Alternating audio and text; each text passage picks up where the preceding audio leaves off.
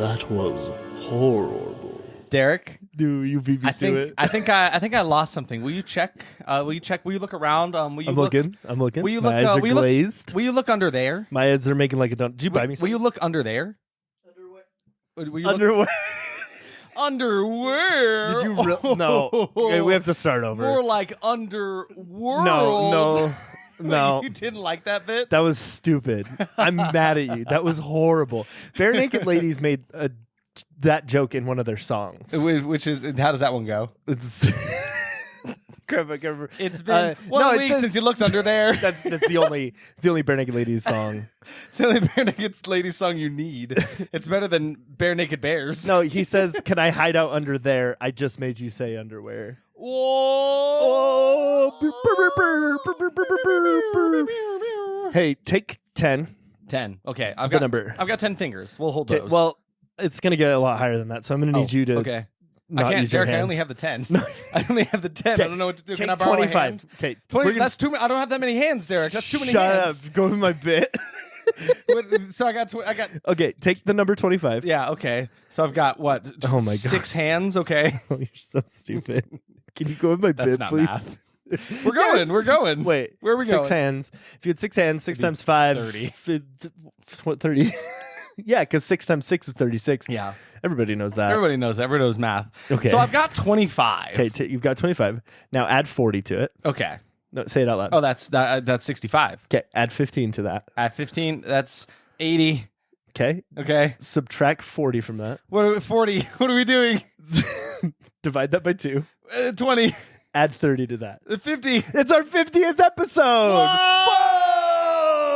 Whoa! That's crazy, Were dude. you just coming up with that math on the spot? No, it obvious. That's obvious. Everybody knows that trick. Yeah, that's a trick. If you Ye old how to get to 50 bit if you don't have 5 hands to count on your fingers. So go back. Everybody go back to the beginning of that bit. To the beginning of time, even. And fool your friends. Fun at parties. Everybody loves it. Everybody loves it. You're gonna be like the best. Everyone's gonna ask you, hey, do the 50 thing. Do the 50 thing. Wait, he's gonna do it. Divide it by 2. Add 30. Whoa! And the crowd goes wild. Everybody loses their minds. How's everybody doing today? Hey, it's good to see you guys. Thanks for joining us again for the 50th time. Oh, my I goodness. assume if you're listening from episode 1 to 50. And if you've only listened to the mainline episodes and none of our side stuff. Yeah, exactly. Which if you there's have a lot only... of nonsense because we've technically had 50 episodes already. Yeah, I think we're at like 60 something technically with all of our side that's episodes. Nuts. But like that's crazy. But this is all that matters is the main line. Yeah, exactly. This is what people come to us for, right? They come to us for this. Because the other episodes, the specials and the not so horribles are not within the canon, you know? Yeah. Because I'm almost certain in one of those we had like Science Gym or Count Trivia die. And we're just like, oh, it's okay. It's not canon. So it's Really? one of our side shot episodes. That's actually pretty hilarious. Which is funny because now in the canon episodes, Science Jim did die. How's he doing? Is he okay? Science Gym? Yeah. I haven't seen him in a while. I haven't had a chance to go visit him at the hospital. I've been really busy, and also I don't know how to get to Hell Hospital. I don't really know how that works. Yeah, Hell Hospital is pretty hard to get to.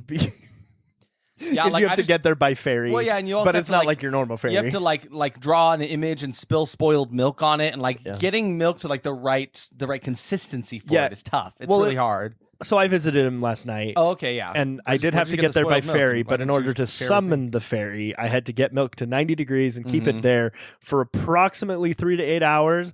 And the problem there is once you won't know until it turns a slight shade of blue. Okay. But it only turns blue for about 10 seconds. Then once it flashes, then you can drink the milk. Yeah. It opens up the portal. Like you in get your on tummy, top like of in your belly button. Yeah, you get on top of a demon fairy, which is just a giant demon with pretty wings. That's beautiful. And then But they're like really, really small. They're so small. It's this like terrifying looking demon with this like calloused red skin and these glowing yellow eyes and these horns. But he's got these really cute, like glittery, teeny fairy wings. Hey, it's me, Demon Fairy. I thought I'd come on the episode. This would have been the perfect time for the xylophone, Derek. Oh, you're so right. Derek impulse purchased a xylophone. It's fine. It wasn't like a big xylophone. No, it was like it's a teeny baby. one. You baby thought it was boy going to be thing. bigger. Shut up. But he said he was going to bring it on the podcast, and we forgot it. Got it. We were so Maybe excited next to come in episode. here and do our 50th episode. We are. Also, I'm Derek. And I'm Isaac. And together we are That Was Horrible. On this podcast, we do our best at reviewing the worst horror movies. Thank you for joining us yet again. And guys, 50 episodes. 50 episodes. That's insane. We haven't even been going for a year yet, and we've reached that. Yeah. And speaking of a year, we're almost at a year. That is so insane. Within the next month, we will have surpassed our 1 year mark of when that fateful day when I said, Isaac, let's watch Slender Man, and it's going to suck. It's so funny just like how it happened, because Derek asked me on probably one of the worst days to do it. I was in between doing things. I had like a long lunch, and he was just like, Isaac, if we never do this, then it's never gonna happen. So we just need to jump in right now. So we sat and we watched Slender Man. Then I came back later. We did an episode about it. It's crazy. It was crazy. And then like I sat down at the computer. I made like a crappy logo using one of those like free logo makers. It was cool. It was like a little skull. I liked it. It was cool. And cute. I think on some services you still see that logo on the first couple episodes. But like it's just funny because then you sat down and made this awesome logo that is our brand now, and like wild. And then we sat down with a little keyboard and made, I don't know if we've ever talked about that on the podcast. Yeah, like, the making of the song, the making of the song, because we did write that. We kind of just just did it. It was another thing where we're like, we can't wait for anything. Let's just do the. And I was kind of against royalty free music at the time. I was like, no. No one gets royalties. No one gets my.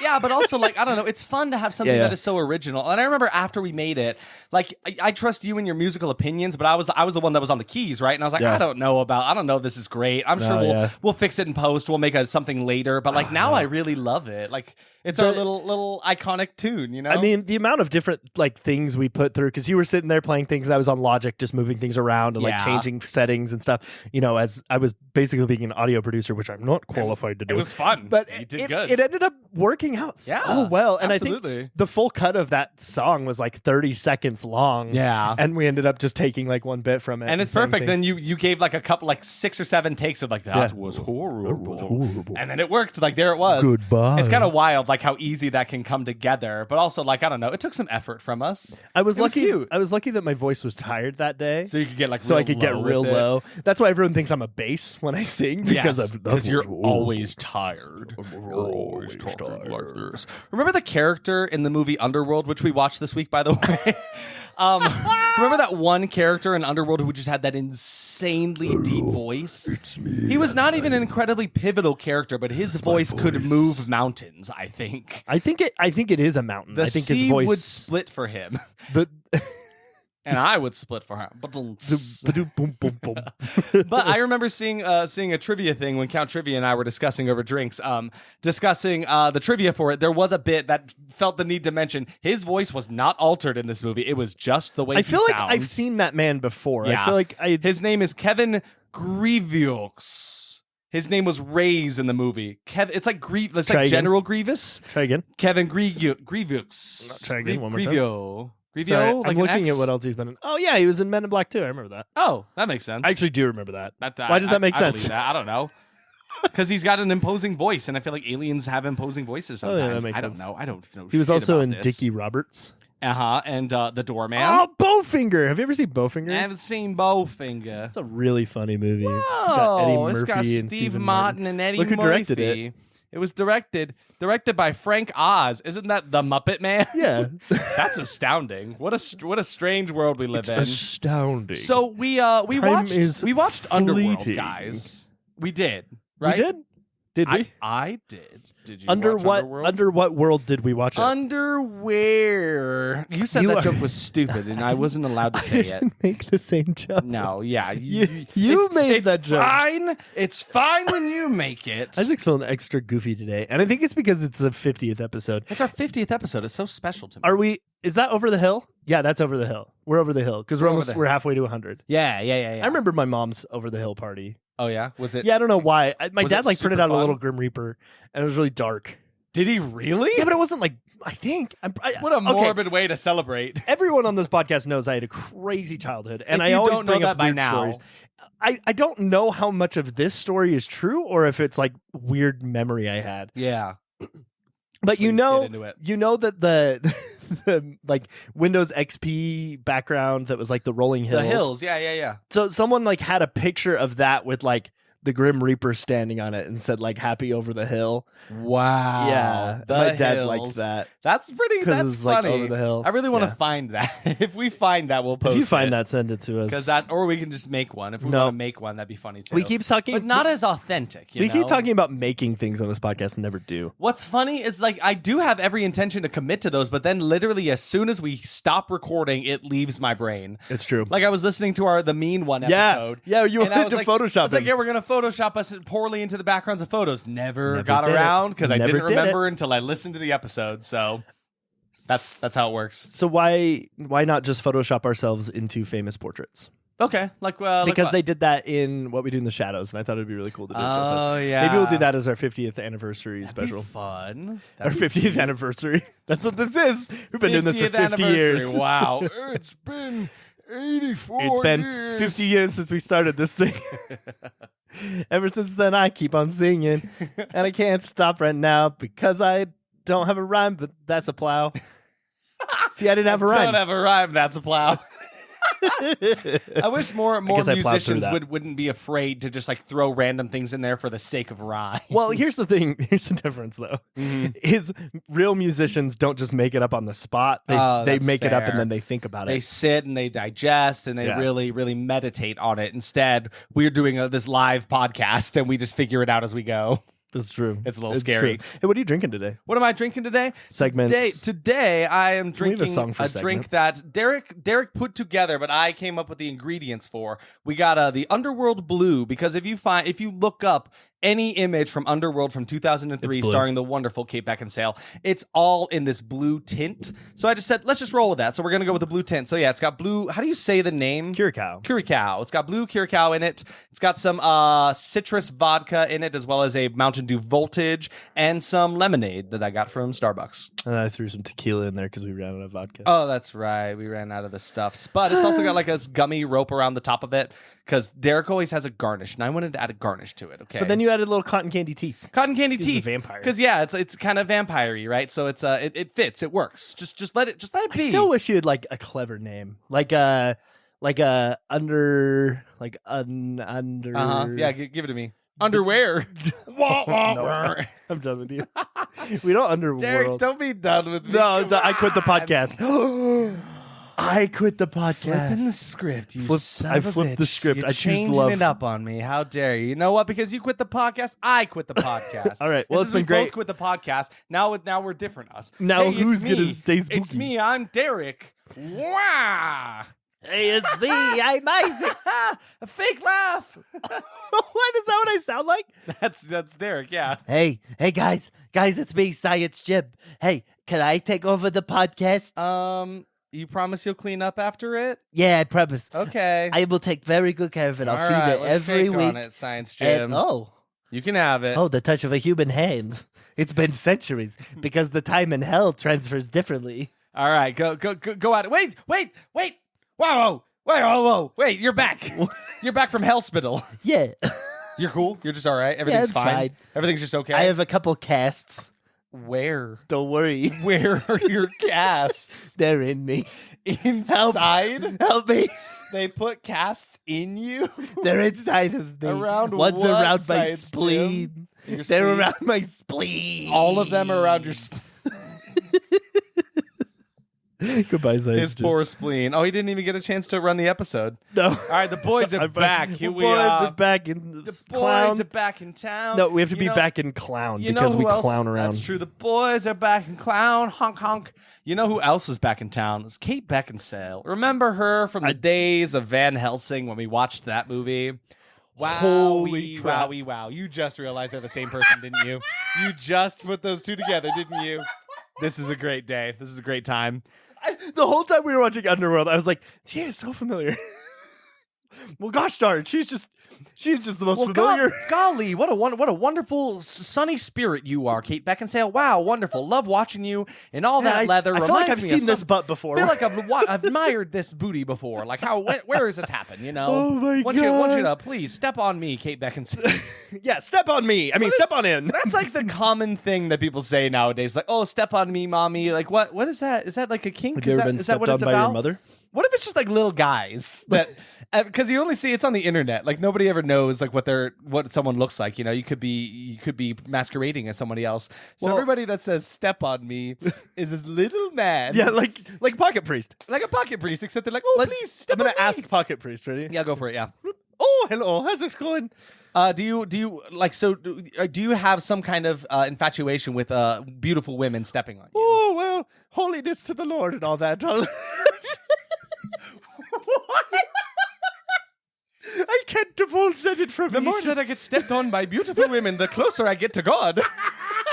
the stair. No, I'm getting so sacrilegious. The staircase to heaven that they sang about is actually a bunch of little men. Single step. But I like that. It's not like one little man because I would probably kill them each time. It is like fashioned out of hundreds of little men per little step. Oh, so, it's like they're bricks. So you lay them on top of each other, but they love it. And that's why every woman has to buy a staircase to heaven, stairway to heaven, and that's why all women go to heaven. Well, not all women, because some women don't want to step on them. That's true. Yeah, they refuse their. So yeah, if you refuse to step on a little man, you're going to hell. I don't know how, but this is going to get us canceled. This might get us canceled. I don't know how. Somebody tell it. Well, don't tell us. Don't. Maybe do. I don't know. Protect us from being canceled. But anyway, I'd like to imagine that little dudes like being stepped on. But then they say thank you afterwards. Because, hey, depending on how good you were in life. Stop. Depending on how good you were in life dictates where you are on the stair. Yeah, because or you get to like pick it. Because when you get stepped on, that's when your soul gets released and you get to go to heaven.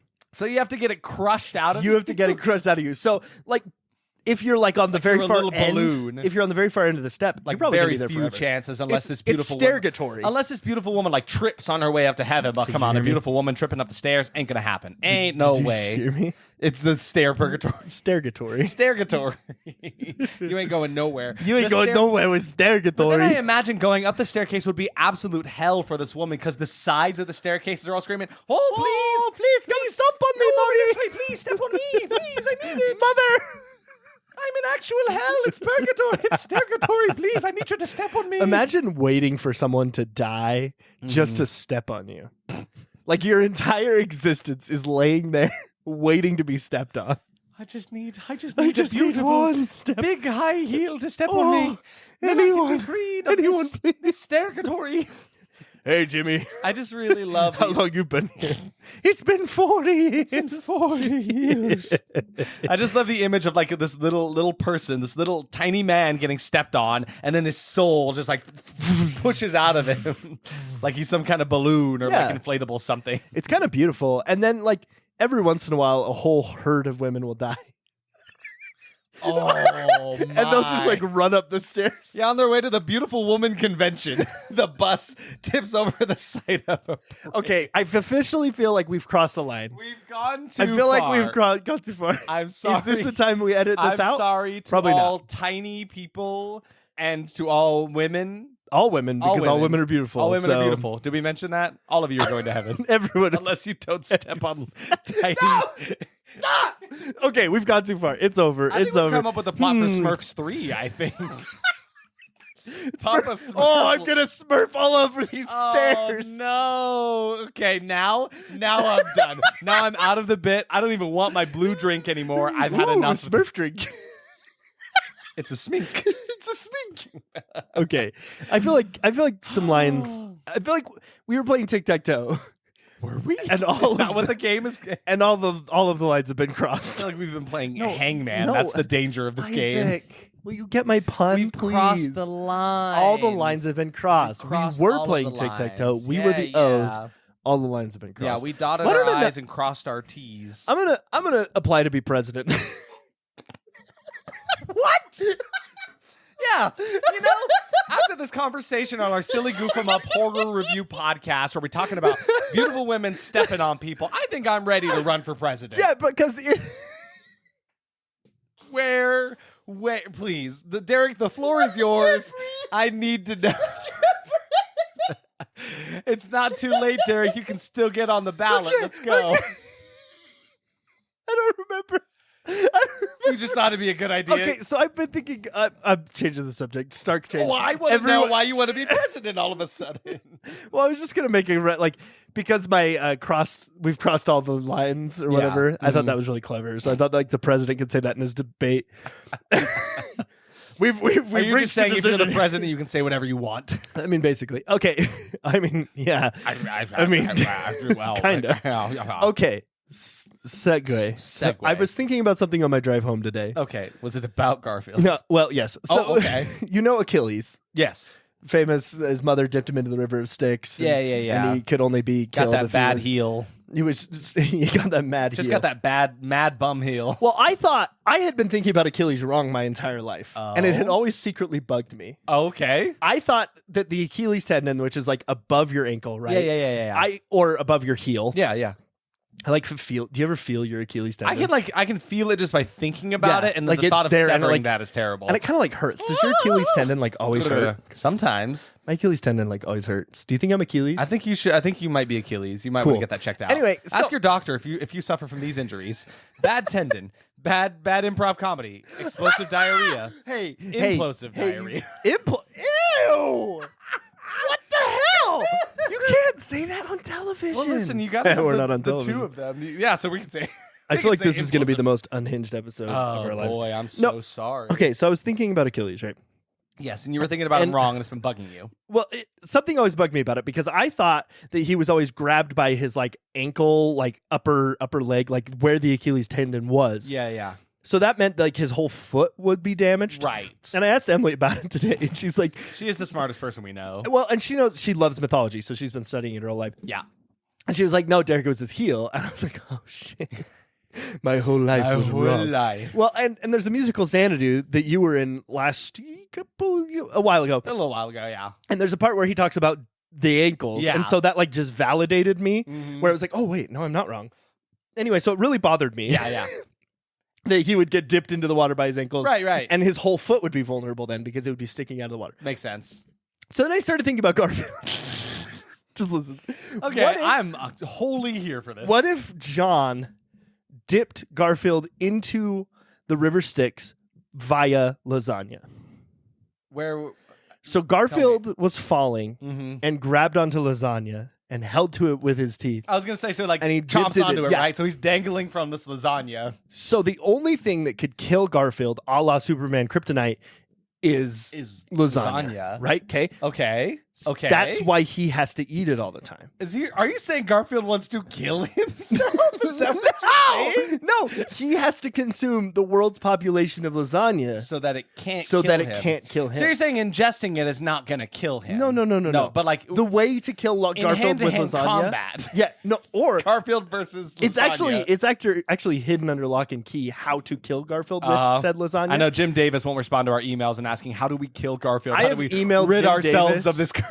I have emailed Jim Davis multiple times, at least 15 times now, and he never responds. I've reached out for so many comments. I know from he Mr. seems Davis. like such a nice guy, but like I think he heard that you wanted to shoot him. I might have to shoot him. I don't know if he's not going to respond. I'm not going to shoot anybody. Please don't come to my house, police. I'm not going to do it. Anyway, I just like it. Really like made me think like. Why would you dip your cat into the river Styx? Yeah, why would you do that? That's so Why silly. would you be at the river Styx? I would probably hold the cat by the tail, probably, I guess. I don't know. But no, you wouldn't want to because Garfield's how often do you step on your cat's tail? A lot. Like You're so much. right. Like you would instantly What is kill. the least steppable part of the cat? Other Probably question. Their little tummy. Other question. I mean, Emily could probably answer this. I didn't ask her. Achilles, right? Yeah. So like he's immortal. Of course. All nothing can touch him. Of course, yeah, of course. Beautiful. Unless you shoot him in the strong, unless you shoot him in the heel. Perfect build. He's basically the RoboCop of Greek mythology. He's the perfect. I don't think anyone's. They built anyone him so perfectly, but he's got that one protocol, and it's his heel. Didn't make him Achilles heel.exe. Can I please say my thing? Yeah, what's up? So I imagine like Achilles is in battle. He's fighting. Somebody shoots an arrow. He hits him right in the heel, and he just poof. Yeah. Right. Uh-huh. So Garfield, you hit him right in the lasagna. Hit him right where it hurts. You hit him right where it hurts. You just blow up his lasagna. I mean, that's why if he was in a situation like a ransom situation where they're holding lasagna like at With a gunpoint, gunpoint. they're like, Garfield, give us $6 million or we'll shoot the lasagna. He's like, you don't understand the consequences of what you're about to do. Please don't. Oh man. Oh man. Okay. That reminds me of the last episode of The Curse. Oh, goodness. If anyone has been watching The Curse, you'll know what I'm It really talking messed about. with Derek. But this is a great way to segue into our the weekly we're doing this? horror scope from Garfield. Okay, so we've done some Q&A about this, right? We've discovered it's the same. It's got the same vibe as like Derek is very disappointed by this. It's got the same Never been vibe as more trying to disappointed. describe a meme to a person. It doesn't work, right? It is a visual medium. So what's going to happen is I'm going to look at this, and based off of this comic, I'm going to give you a horror scope for the week, and that's how this is going to work. I don't understand. We're going to discern the moral from this Garfield comic right now. So Garfield is too short to reach the thermostat, and he's about to stop. But I'm going to tell you, don't stop. That thermostat is within your reach. Go reach for that thermostat, and I bet you can change that temperature, change your situation. You know? Hey, I like that. See, it works. Can I do yesterday's because Okay, today, yeah, go for it, today's go for it. Wednesday. I mean today's Tuesday, and Yeah. we're uploading a day late because we're really That's true. tired boys. So he's trying to jump out of the bed with renewed hope and energy, and then he pretends it's Saturday morning. So take in life when you get out of bed every day, you think it's Monday for a brief moment, and maybe it is, but just pretend it's Saturday morning. And I think we can really get over the hump of the bad Mondays if we put this Saturday spin on it. I feel like Jim Davis lost his ways. He's really doing The something last else two here. comics sucked. He actually doesn't write for them anymore. He mostly just does the drawings for it at this point. He's the only one who can draw Garfield. Really, That's actually though? fact. Legally, he's the only one who can draw. If you start Garfield. drawing Garfield, you will incinerate. Yeah, exactly. Your hand it starts as like a small cramping in your hand. You get this really sudden carpal tunnel, like instantly carpal tunnel, and it stops you. But if you fight through the pain, your hand starts to burn a little bit, and then the page And then sets you to fire, incinerate, and then it's you burn from the inside out. Actually, so don't try to draw Garfield if you are not Mr. Jimothy Davis. Just don't try to do it. But yeah, so there's a Garfield horror scope for the week. I have a question that's Christmas related. I have an answer that's maybe Christmas related. It's a little late for that. So Santa Claus's archenemy Krampus? Yeah, exactly. Mortal sworn enemies. I think they're lovers secretly. Do you think that he was named Krampus because he was cramping on Christmas? Yeah, he was cramping his style. Like, that guy, he really, I hate him. He's really Krampus my style. Sorry, say that one more time. He's really Krampus my style. Oh, Krampus. that's so good. I'm gonna turn into a goat. I'm gonna turn into a. That idea was so good. I'm gonna turn into a goat about it. Do you ever do that? Oh, you liked my idea. Thanks, little goat man. Hey, I tried to make up a character early in this podcast, and you just kept going, but I don't remember what it was. Demon Fairy? No. Oh, that's right, Demon Fairy. Yeah. Do they got the little fairy wings? Yeah. Do they have a little wand? Scientifically, it should be impossible for those little wings to pick them off the ground. That's true. A la a bee. Yeah, exactly. I've said a lot today. A la beat. Are you gonna do the bee movie intro but change it to the I have no idea what you're talking about. Demon Fairy? Yeah. According to all known laws of aviation, demon. there is no way that a demon fairy should fairy. be able to fly. Its wings are too small to get wings. its fat little body off the ground. It's not fat, The it's demon very fairy, fit. of course, flies anyway because demon fairies don't fairies care don't what care. humans think is impossible. That's true. Actually, very true. Because the demon fairy looks at humanity and says, "Turn into lasagna." It snaps its fingers. Guess what? What? Every human on the planet is a lasagna now. Every single human. That's a lot of ways Garfield to kill is Garfield. hiding. Garfield is doesn't know lying what in wait. He doesn't know what to do. He cannot cover all of his bases fast You enough. could use a lasagna like a voodoo doll, where you just like stab it with pins. Oh no, that's so That's sad. horrible. Okay, Underworld. Yeah, so you know how you can become a demon fairy? You become a vampire and a werewolf at the same time. That's a spoiler for Underworld 2003. It's just a movie that has both vampires and werewolves in it, and that's in the immortal struggle, blah blah. Werewolves and vampires are at war, guys. That's this movie. Werewolves. And Kate Beckinsale is hot, and she's in leather, and that's beautiful. I love that. Dude, Love that so much. What if she was in pleather? in pleather? Isn't that real? That's more. Yeah, it's like fake leather is pleather. I mean, you're super metro. So I want to say, remember how they have have those scary movies, like, the spoofs of like Scream and stuff like that, and how they made a bunch of them. Leatherface from the Texas Chainsaw Massacre, they had him in there, but his face was like a purse, and they called him Pleatherface. That's cute. It's terrible. Hey, I looked up hate it. pleather. Plethora is an ancient medical sign describing an excess of bodily fluid. The excessive fluid is usually blood and can be a sign of a number of conditions. So you're telling me instead of it being fake leather, there's a lot of leather. I want to get through this. There's more? I can't stop laughing. Oh my gosh. Plethora. Ew. It's just plethora. No, plethora is an ancient medical sign describing.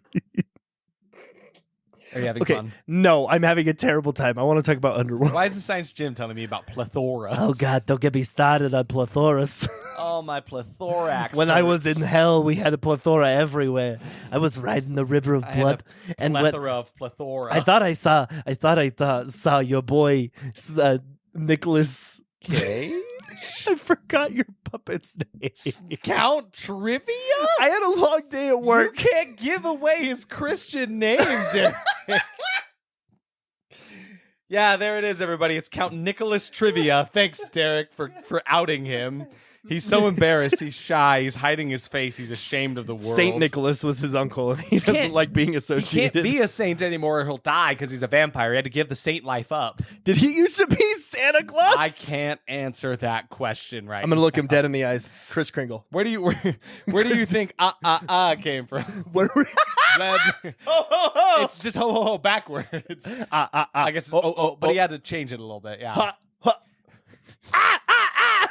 We are never going to get to this movie. No, but he was a bat, and he was a bat delivering little presents. He had little wings. He's carrying around little Someone's gifts. got to deliver all those Halloween presents. Yeah, it's true. And so he'd go as a bat. as That's a bat, That's and then he pretty flipped cute. it backwards, and now That works. That works. I looked him in the eyes and said Kris Kringle, and it got a little tingle. Yeah, it's still the Christmas magic exists within him just a little bit. We call that the Kris Kringle tingle. Kris Kringle tingle. Thank you very much. Trademarked. Underworld. Under which From world? 2003. Under which Let world? us discuss, please. I mean, most of you have probably seen this movie. I feel like it's pretty popular, so we don't have to talk about it. Yeah, no, you guys all know the movie, right? We can just keep riffing on nonsense. That's why they came here. Honestly, I don't know why though, people come here. I don't know either. Are you here for this bit? Do you skip ahead to the part where we actually talk about the movie? Well, I know Because that if so, I respect that. That's respect okay. that. Are But you if you've made it this skippers? far, you can listen to us tell you how great you are. Listen, Hey, in- you're wonderful. in My Favorite Murder, they talk about all the people who skip all of their banter to go straight to the murder. It's a real thing. It happens. We are in a safe space right now. If people don't want to listen to this, they just won't. They will not do Here's it. the problem. If we start talking about the movie before 40 minutes, then the skippers will miss like 9 minutes of content. Yeah, good luck. We're giving you this minefield. We're going to talk about some of the movie, take a break to riff, then talk about more of the movie. We do that anyway. So you're going to have to piece it all together by the end of the movie. So you might as well just stick around. Hey, the formula has worked for 50 episodes, and we keep getting new listeners somehow. So, and thank you all. Yeah. I don't want to sound ungrateful. I don't want to sound like we're going to keep doing our stupid bullshit. We don't care what you think. We care very much. We what don't you say all shit think. anymore. We're a family podcast. Yeah, we're a family podcast.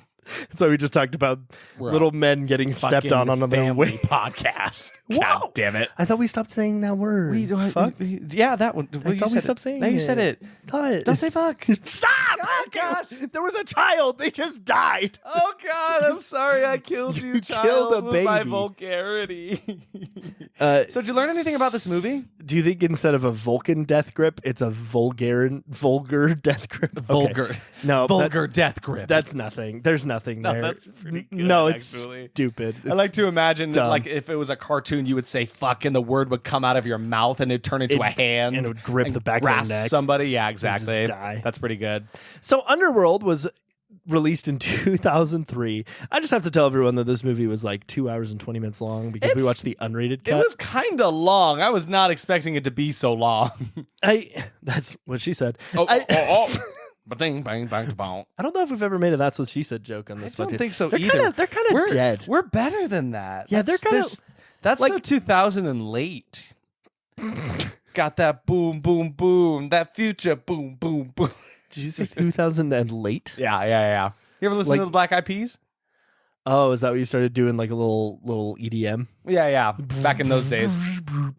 Exactly. So released in 2003. Oh, right. It was directed by Len Wiseman and written by Kevin Grave. Sorry, Kevin- one more time? Oh, wait. Hey, Mr. Man with the Yeah, with the deep Yeah, voice. he's one of the writers for the movie. Wow, that's kind of fun. Len Wiseman and Danny McBride. It stars Kate Beckinsale. Not the Danny McBride you're thinking. Not Danny McBride the actor. What? Because he's a different person. Because I actually really don't like Danny McBride the actor. He just bothers me. But this is a different man who just happens to have the same name. This Danny McBride has literally only written Underworld. Like he created the world. He of knows Underworld. what he likes. He's got this under his belt. He's like, listen, if it ain't broke, don't fix it. I got the Underworld movies. And I can't prove it. I can't prove it, but I'm pretty positive. So it's a tabletop role playing game. It's in the Vampire Masquerade universe. Yes. It's like the Dark World or does Count Trivia know? Because you seemed like you knew what I was talking about. I read something about it. It literally like there was a suit against this movie. Yes, it was suit a bunch. Because for a bunch of games, Vampire the Masquerade being one of many. Yes. Well, it's a tabletop RPG originally, and I am positive, I can't prove it, but I am positive Danny McBride took that game engine, made the Underworld story in that engine, and then transferred it into a movie. Yep. Because that's how this movie felt. So it really does feel story. that way a lot. Did you like my story? I liked your story. It was very, very good. So yeah, that's all Mr. Danny McBride of Underworld. And he's done is Underworld movies. How many Underworld movies are there? There are 5. There are 5 movies, but that's not all the Underworld content you got. There's more? Well, There's more? There was also a full line of 30 children's books called My Little Underworld. The ABCs with Underworld. A is for ass kicking. B is for butts. C is for cat-like reflexes of a wolf. D is for don't worry, guys. We're going to stop this bit because it's going to be really boring. E is for every vampire wears leather. F is for fantastic work, guys. You're still doing this ABC bit. G is for golly, it's a vampire. H is for holy crap, you guys are still doing the ABC bit. I is for I think Derek wants to stop the bit now. J is for just kidding, I like the ABC bit. K is for killing. There's so much killing all the time. Make it stop. L is for Lycan. Well, how long are we going to keep going? M is for Master of Disguise. N is for no way. You guys are still doing the ABC bit? O is for oh my God, I thought it was a joke, but we're halfway through at this point. P is for please stop doing the ABC bit. Q is for quit it. Please stop. Wait, what comes after Q? R. A, B, C, D, E, F, G, H, I, J, K, L, M, N, O, P, Q, R. R is for really? You're still doing the ABC bit? S is for stop trying to fight it. Just let it happen. Too many. T is for too many ABC bits. U is for ugh, we're still going, but I'm kind of having fun. V is for very well done. You did the entire ABC bit. W is for werewolf. X is for xylophone. That we don't have on this episode. Oh no! If we did, I'd go bing, bing. 2 instances where we could have used the xylophone. We got to get that up in the mix. Z is for... No, Y. Y is for you bet your ass we just did all of the ABCs. And Z is for Zaboomafoo. That monkey. And that's the ABCs with Underworld. We didn't make you Underworld. Why am I stupid?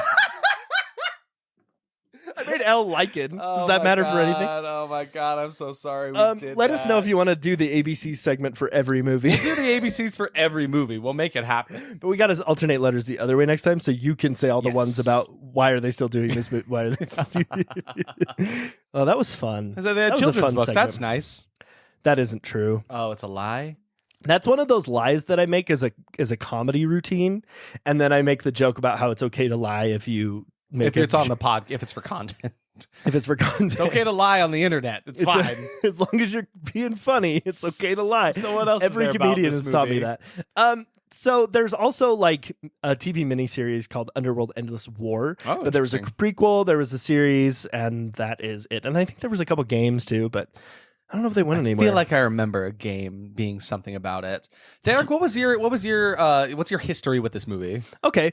I had watched it once, but I didn't pay attention. Yeah.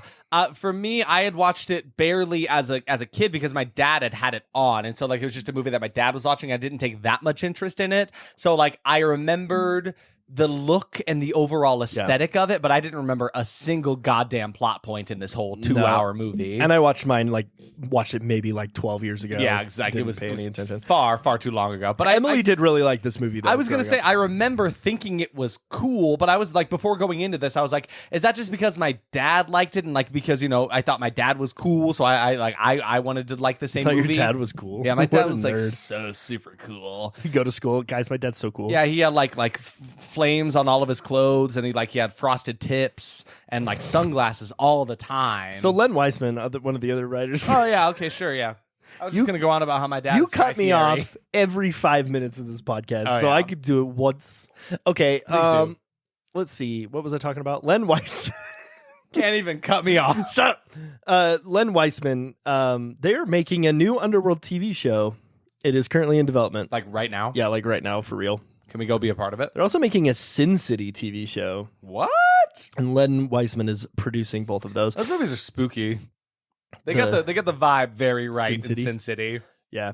Underworld. Yeah. So Len Weissman pretty much only written for Underworld. And then he also created the TV show Sleepy Hollow, which is the one where he's like a time traveling guy who travels through time. Is that true? Yeah. Isn't it? Yeah. That is not what I was expecting at all. Yeah, that's what Sleepy Hollow is about. That's it's about Ichabod. That I know at all. Ichabod. That's what happens at the end of this. Everyone's like, ew, your body's so icky. You got icky bod. We're never going to stay with you. That's a... Good Lord. Also, I'm seeing in the cast for this the man that is the voice of Mr. Krabs. SpongeBob, me boy. You got an icky bod. He's in everything. Yeah, no, that's what Sleepy Hollow, the TV show from like 2013, is about. Sincerely, he was resurrected and he was pulled 2.5 centuries through time, and then it's like a just procedural crime drama. Is there still a Headless Horseman? Is that still part of it? I never watched it. I don't know. The only reason I know about it is because they did a bunch of crossover episodes with the TV show Bones. Oh. Well, they did one episode with Sleepy Hollow. It seems like those two shows would go together pretty well. Okay, here's my... I don't know why I'm choosing this platform to talk about this. Hold on, Derek. Are you getting on a high horse right now? It's High Horse Palomino. Palomino. It's good to be back. Have we created a new reoccurring character? Okay. I was running on it. Okay. I'm good to be back. There's your high horse. Okay, high horse. Derek, you have to let Derek do his bit or he's going to forget what it was. What is he doing? He's making a pedestal. What? So that I can get onto his back. A pedestal? So I can be on the high horse. Derek, I'll help you up onto the high horse. He doesn't have to build. He doesn't have thumbs. He can't hold the hammers right. He holds it in his mouth. Oh it's bad for his teeth, I think. Where you go, Eric? Here's a nice little pedestal. Get on my back. Okay, so in case you forgot, you're trying to tell me about Bones and Sleepy Hollow. Did forget. Thank you. All right. So I'm choosing this platform to talk about this. The episode where it like crosses over with Sleepy Hollow. So they resurrected this guy. And like, so it implies there's like supernatural elements. Right. Bones is a very, very like true to life TV show. No magic whatsoever. But that implies that there's magic. And there's like things that happen in that episode that like imply there's magic in the world. And then it never comes back. Then they just go on with their lives. They just move on. Can you imagine? It's upsetting. I sometimes wonder that about movies where something like crazy happens or these magical supernatural things, they discover that whole world is real and exists for them. Yeah. What do you do after the events of this movie? Can you just go back to life? How can I walk through Walmart and be like, supernatural things exist? You know, a guy was resurrected, man. Wait, you didn't get on the high horse. Oh, I'm sorry. I'm right here. And I'll get on the pedestal. Hey, thank you. So I'm up on the high horse now, and so that's all. You already did your bit. Yeah, I was just mad you didn't use high horse. He's right here. I'm sorry. Thank you, high horse. I respect you for you and your work. Right, You'll be fairly compensated. I'm gonna go smoke a blunt. Should we talk to him about his addiction? Like, he's a high horse. We should be worried about him. He's always high. He's always high. Every time I see him, he's never low. He's never low. Shouty need to get low. He's got those apple bottom jeans because he's a horse. We're gonna Wait, it's boots and there's fur. There's fur. The whole club is looking at her. Oh my God, he hit the floor. He hit the floor? Shorty, no.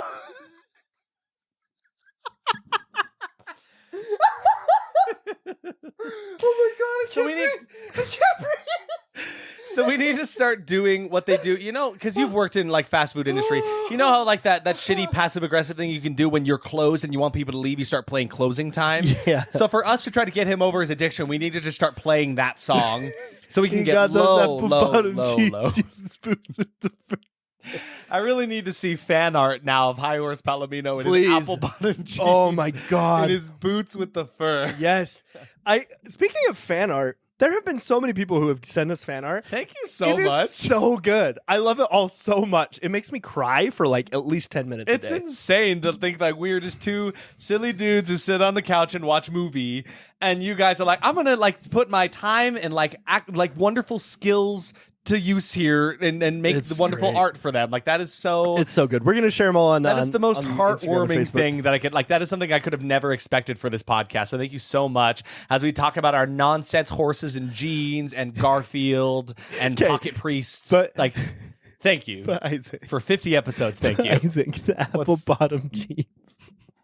Because horses eat apples. Oh my God! So it's not like the actual like type of jean. No, apple bottom jeans. they have apples. It's jeans full of apples. They're full of apples.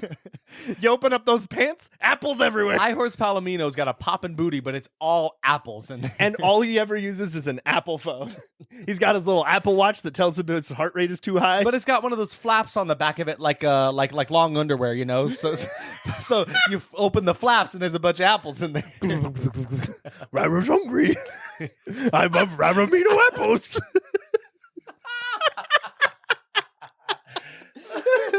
Oh my God, dude. Okay, we gotta. Derek, we have a we gotta move on. We gotta move on. Okay, so Underworld did this. I love this bit though. This is Underwear? like one of the best. Oh my Underwear under those apple bottom jeans. And we brought it back, ladies and gentlemen, and we're back. All right. Oh my goodness. The Rotten Tomatoes score for So we're this movie- serious now. We're a real podcast. It's time. in a world In a where Isaac world and Derek where we get don't toast. get sidetracked and we do exactly what we're supposed to. I already got sidetracked. Oh my God. That's the problem, man. It's so fun to just riff and talk. This is the podcast right here. This is why mean, you're all here. I think it is. Like when I listen to us, this is my favorite part of the podcast. I'm sure there are not many people who are here just for the actual like discussion of the movie, right? I like to imagine. I'm gonna get up. Hey, hi horse, come back. Okay, I'm gonna just sit on you. just though. don't squish the apples, okay? Oh, fuck, Derek. Shit, I broke an apple. Oh, it's like a health point. He's not doing good. He's only got 10 apples left. Okay, we're just too funny. All right, so wait, I was doing something. Oh, I like to imagine the guy who's like sitting there and like unable to skip forward. Yeah. And he's like, "Oh my God, they won't shut up. I just want to hear Underworld synopsis, But please. he just can't bring it up. Please, Spark Notes Underworld for me, please." Okay. Here you go. Celine, a vampire warrior, is entrenched in a conflict between vampires and werewolves while falling in love with Michael, a human who is sought by werewolves for unknown reasons. Michael, like of God? There you go, of the god variety. So if you can't stomach our funniness, you have permission to leave now. That was the funniest thing I've ever said. You just brushed past it. Okay. This is really stupid. We'll have lots of time for you to make your God Michael jokes. God, Michael. Do you think that... Never mind. I'm done. I'm done riffing. I gotta stop. So this movie was actually nominated for 10 things. Did you know 10 that? of them. It was nominated for Best Horror Film, Best Actress, Best Makeup at the Academy of Science Fiction. It was nominated for a bunch of other things, like a Teen Choice Award for Best Actress for Kate Beckinsale. And she also got that same award for Van Helsing, which funny. came out the year after. This tracks. I Did feel you like- know that? No, I did. I knew they had to be close to each other. I did not know which came first, the chicken or the egg. Do you think at any point during filming either of these films, she forgot which one she was doing? Yeah, maybe a little And bit. she just had to check and see if she had vampire teeth or not. Every day she would look in the mirror. First, she would check to see if she had a reflection. She's like, oh, wait, I'm in a movie. That's not real. So then she had to check the teeth. And she's like, nope, not this one. Must be Van Helsing. Imagine going from one set where you're kissing, who is this guy? Scott Speedman. You mean award winner for something? I was going to go over that in a second, but Because we need to know. Award winner Scott Speedman. okay, but like, put yourself in Kate Beckinsale's shoes, right? Oh, okay. I know you can't fit. I want to because he's step got on some incredibly. I want small to step feet. on some little men. Sorry. Anyway, what were you saying? I'm Kate Beckinsale. I'm in her shoes. Sorry, I had to have a little cry. I let it out. I'm good now. My therapist okay. told me it's really good to cry, so we're good. No, so Underworld. Imagine going from your set on Underworld, where you are making out with Scott Speedman, award winner for something. for something. It's very special, this award, you guys. Just wait.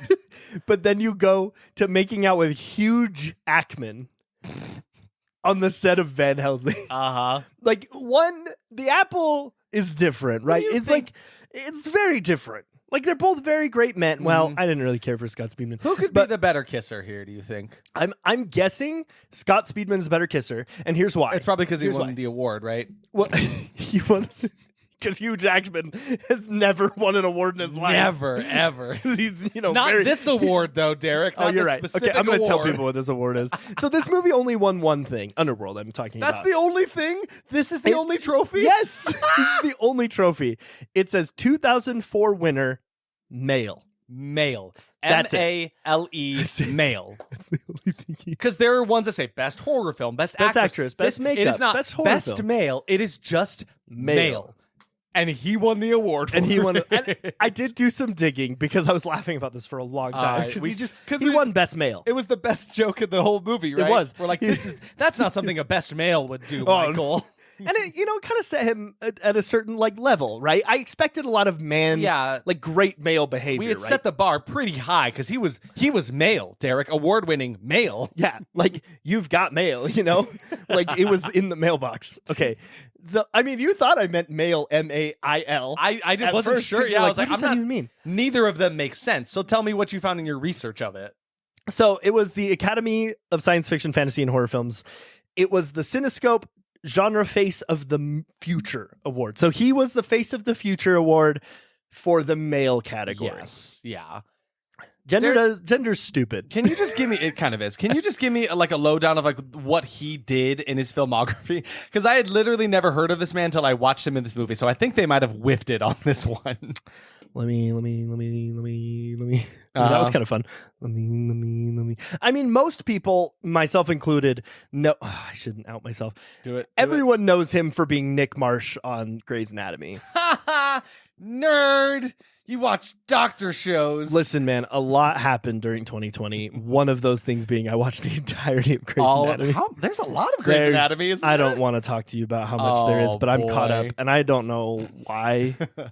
And I hate Meredith Grey with all my heart. Sorry, High Horse. I don't want to talk about it. You go away. You go away. Just eat your apples. It's going to be all right. There's Derek, an episode out there. Derek, he's smoking out of the apple.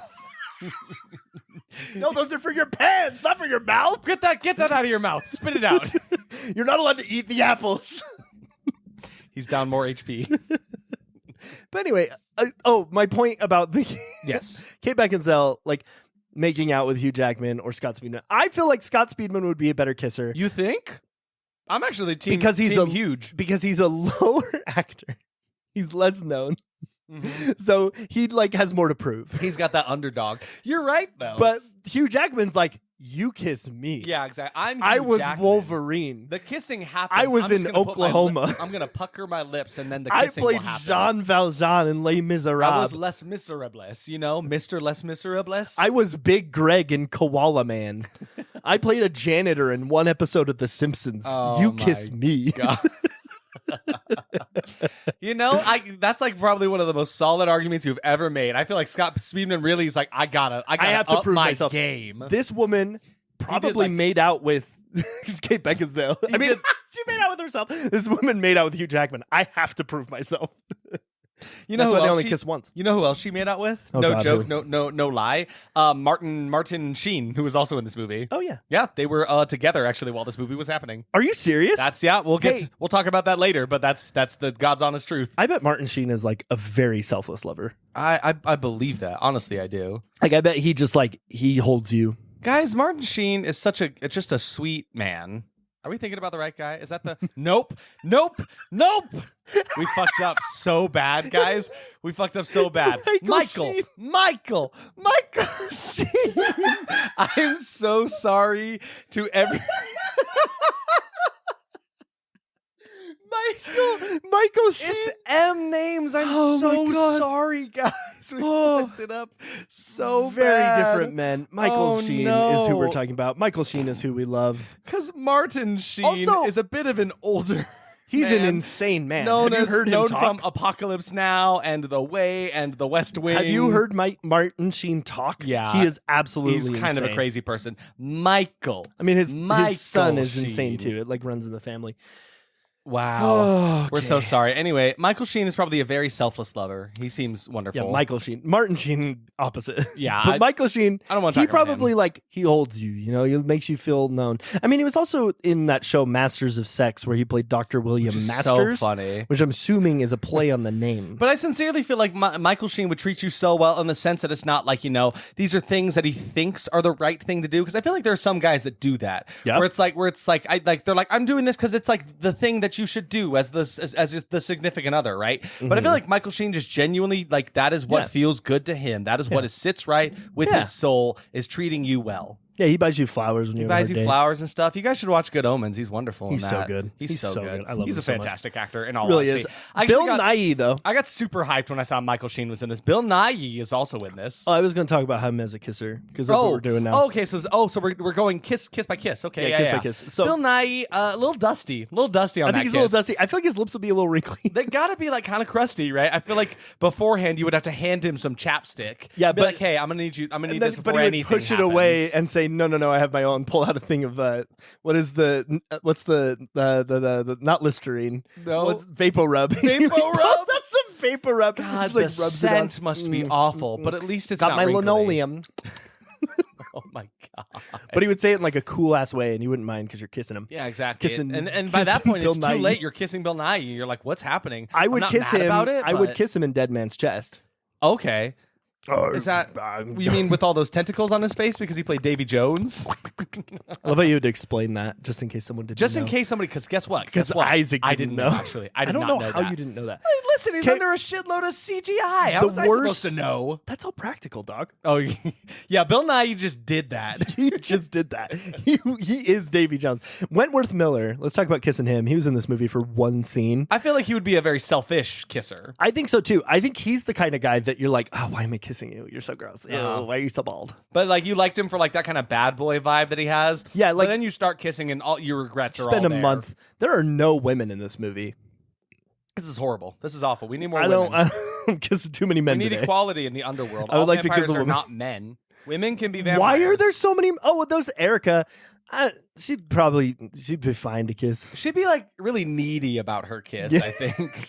Like, wait, kiss me 400. It'd be like, more okay, times. no, I think we've had enough, right? And they're like, she's like, no, we need more. Like, okay. You're a little pushy now. I don't know if I'm into this anymore. I'm gonna go kiss. Something feels icky about this. Yeah, I don't know why we're out. still doing I'm this. I'm done with this conversation. Okay. Well, now that we've been canceled at least 20 times Mm-hmm. this one episode, the Rotten Tomatoes score for Underworld 2003 was 31, They're 31. but the audience score 79. Significant difference. That's almost certified fresh, That's dude. huge. Letterboxd is at 3.1, still very high. IMDb is sitting at a 7.02. Okay. Dude, everybody likes this movie. It's pretty good. Like I remembered it being good. And then the budget for this movie was $22 million. Guess how much it made? How much? $95.7 million. Wow. Yeah. And you wonder why Okay. there were four I more. guess that makes sense. Yeah, In that actually fact, tracks. When this movie started releasing, Mm-hmm. just how much money it made in Canada the first weekend alone garnered a You prequel took his and you a took sequel. trivia from me, you bastard. Sorry. Sorry, Count Trivia. Sorry, I guess Count you're, Trivia. you're sleeping on the streets this week. I mean, we knew that Derek was over budget. Okay, this was common knowledge. That's it. That's all I have. That's all she wrote. I think we're done. I think we can talk about the movie we now. have to be done. We've got to get through this movie. Let's do it. Expectations time.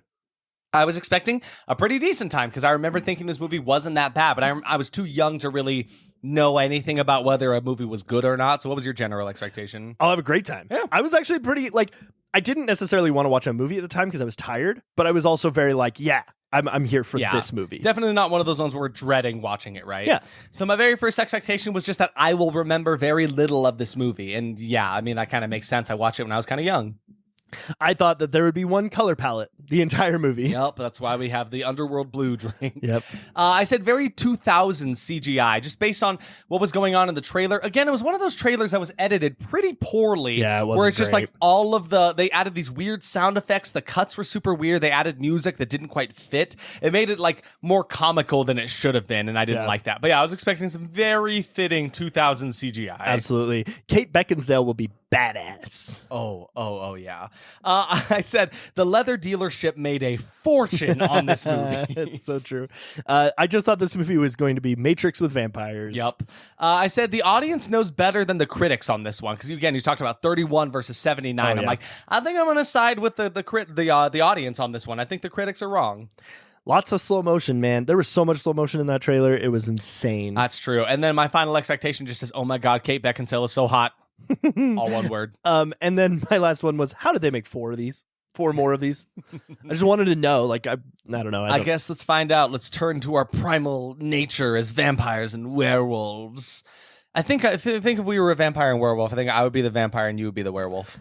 I mean, that's just being harassed. And that's not because of how much hair you have. You just have you have this werewolf way about you. And it's want to be a bearwolf. You're a pack leader. Are bearwolf's the thing? I'm Googling a bearwolf? Oh, absolutely. Bearwolf. This movie has a great sense of exactly what it is. From the opening sequence, I'm like, this is actually like, this movie knows just how to like take itself seriously enough and then also not. Like it is walking this tightrope pretty perfectly. But you get this shot of Kate Beckinsale up on the top of this building looking down like she's like Batman in his gargoyle stance, It looks really cool actually. It like immediately gives us camp without being too much. Yes. It's like camp, action but camp. not like silly. Yeah. Because it's not like I don't want to make fun of it. I'm like, okay, this is like campy, but it's like so much fun. I'm having a good time. I'm here for it, right? Yeah. So there's a war between vampires and werewolves, and vampires were close to winning. That seems to be the how this story has been going so far. Kate Beckinsale just looks like a badass and so hot. It's crazy. She jumps off the building, and it kind of happens in slow motion. It's you were pretty already right. She's what's known as a death dealer. I don't really know exactly what that means, but it seems like the vampires as a group have people they send out literally just as like their assassins for killing. They're literally just vampire assassins to kill lichens. Lichens, exactly, yeah. So she's stalking some random dude who's also being hunted down by what I can only assume are werewolves in like their human form. Yep. And I can only assume that because this movie knew how to stereotype vampires and werewolves. The vampires are all in leather, and then the werewolves are all in like fur-lined clothing. With they look a little dirty. And so, like, that's basically all they did to dictate, oh, this is a vampire and this is a werewolf. And immediately it's just Matrix, too. Yes. Like, without fail. Yeah, gunfight breaks out in the subway. There's vamps and wolves shooting at each other. And there's actually this really cool effect where one of the vampires gets shot and he dies and he starts, like, glowing purple on the inside and, like, it rots him away. It was actually a really cool effect. But you're absolutely right. This is just Matrix with vampires and werewolves, right? Oh, yeah. So it's kind of fun because they have... we were both a little bit bothered by how much like gunplay there is in this movie. Oh yeah, For and a it movie started about off right at the beginning. Vampires and werewolves. There's not a lot of like fang and claw fighting. It's all with guns. Imagine Napoleon, but like they're vampires and werewolves. Yeah, because it doesn't matter. They're just using guns. Yeah, but what is kind of cool and what's kind of redeeming about it is because they do have like special bullets that they use for each other. So we do find out that like the vampires are shooting with silver bullets. I'm like, okay, that's fun. They're using the proper stuff for it, right? Yeah. There's a pretty gnarly werewolf transformation, like the flashing lights underground of the subway. It was super cool. It's actually really decent, and they show like the whole thing. And I think it really works with the lights flashing over it to make it look like nasty. The face just starts to grow outside of itself in this really like choppy. Quick. It felt almost like stop animation the way it was done. But it was cool. I liked it a lot. Really cool. So yeah, probably the best we've seen for the podcast so far as like werewolf transformations go. Yeah, absolutely. Because I'm trying to think of like, we've only seen a handful at this point. Well, American Werewolf in Paris had a really good one. No. So Kate Beckinsale is still on the hunt after this wild shootout. And the effects are very early 2000s. It's not bad per se. It's just very fitting for the time. Yeah, absolutely. Yeah, would you agree? Yeah, for sure. So she's actually accidentally found herself like near the werewolf den, and there's like a werewolf fight club going on. There's just like two dudes beating the shit out of each other, and then oh shit, Michael Sheen, not Martin Sheen, is here. He's the leader of this pack, and he actually looks pretty badass. Like he looks like a hobbit. It really made me. Oh, you're right. I mean, no, he looks like a dwarf from The Hobbit. Yes, exactly. I should correct myself. But he really, looks like he's from Lord of the Rings. It really makes me respect Michael Sheen as an actor because my introduction to him was very late in the game in like Good Omens, right, where he plays a literal angel, and he's a sweet little boy with this like nice blonde or like really light hair, and in this one he's like this dark brooding figure with this long brown hair. Like he looks so cool, and he plays it so well. Like he can do it all. He's perfect. Yeah, I think I'm in love with him. I really like it. So yeah, we find out. Okay? Yeah, that's fine. You can like that's totally okay. I like him too. So anyway, so we find out he's the leader of this little clan here. Kate Beckinsale does manage to get away. She like thwarts off of one of the wolves, and she's okay. So she goes back to the vampire headquarters. We do find out again in cool bullet fashion. The werewolves against the vampires, they're using daylight that has been harnessed in a bullet. So it's like ultraviolet bullets. So it's like harnesses the power of the sun to hurt them. I think it's a really cool concept. It's a pretty cool concept. And they look really cool too. They have these like practical glowing purple bullets. I loved the look of them. It was very cool. It almost made me like the fact that they were guns, but again, still could have done with a little less. Yeah. A little less. I feel like they just had that idea and then they were like, no, now we can use guns. The whole movie. Totally. So she's trying to convince her gang that like something dangerous is happening. Like, she's got a hunch, a sexy hunch. This movie has some great sets in use, very, very impressive scale. Derek has a butt. Yes, they're very cool. They're very awesome. I love every set in this movie. I really do. But you can't see them. Oh, because everything is blue. Everything is a grayish everything blue. Is very dark it's and very so blue. dark. I appreciate the tone. I do. I wish they had used it a little more sparingly. Yeah, just a bit, like, right? Change it up a couple times. But the architecture within them reminds me very much of like Guillermo del Toro, and I feel like I say that a lot. I don't even know if I know what I mean when I say that, but it just gives me the same vibe. Yeah, right. I'm with you. So Kate's still looking into this random guy that the wolves were hunting. It seemed important. She's like, they were hunting him, but not for food. So what's going on here? Meanwhile, we meet a scientist, and he's injecting lichen blood into some tied up person. We're like, what's going on here? So he works for Michael Sheen. And Michael Sheen's character is named Lucian. We'll refer to him by his. Lucian is honestly a badass name. It's a pretty badass name, so I'm going to call him Lucian. So this random guy that Kate Beckinsale is looking for, also Kate Beckinsale's name is Celine, which she actually hasn't mentioned yet. She doesn't mention it till like 40 minutes into the movie that her name is Celine. I don't remember her saying her name. She says it to Michael at one point. So anyway, so the guy that they're both looking for, he's on their list. His last name is Corvin. He's something special for some reason. We find out he's a doctor. He's neither vampire nor werewolf. He's just a guy. Just a guy. And so, where are we going from here? Let's. There's a lot of nonsense I wrote about this. Okay. So we can skip around. One thing we can kind of talk about right now. Yeah. This movie did a really bad job of giving us exposition. Yeah. Because it felt, I wrote this note like 3 times, and it felt like you're playing D&D with a brand new DM who has never written anything before, never done anything else before. So all they do is cram all of their cool story ideas into conversations. Yes. And that's like, the story is cool. The lore of this movie is great. Yeah. And we can kind of condense it a little bit. Mm-hmm. But it is so given to us a lot. I don't even know how to word that in a proper There's word. There's just way too much dialogue in this movie, is what I can say. Much. Mm-hmm. I feel like a good hour and a half of this action horror film was talking. Yes. And long scenes where I'm like, Yes. I appreciate that I'm getting some information, but it might be a bit much right now.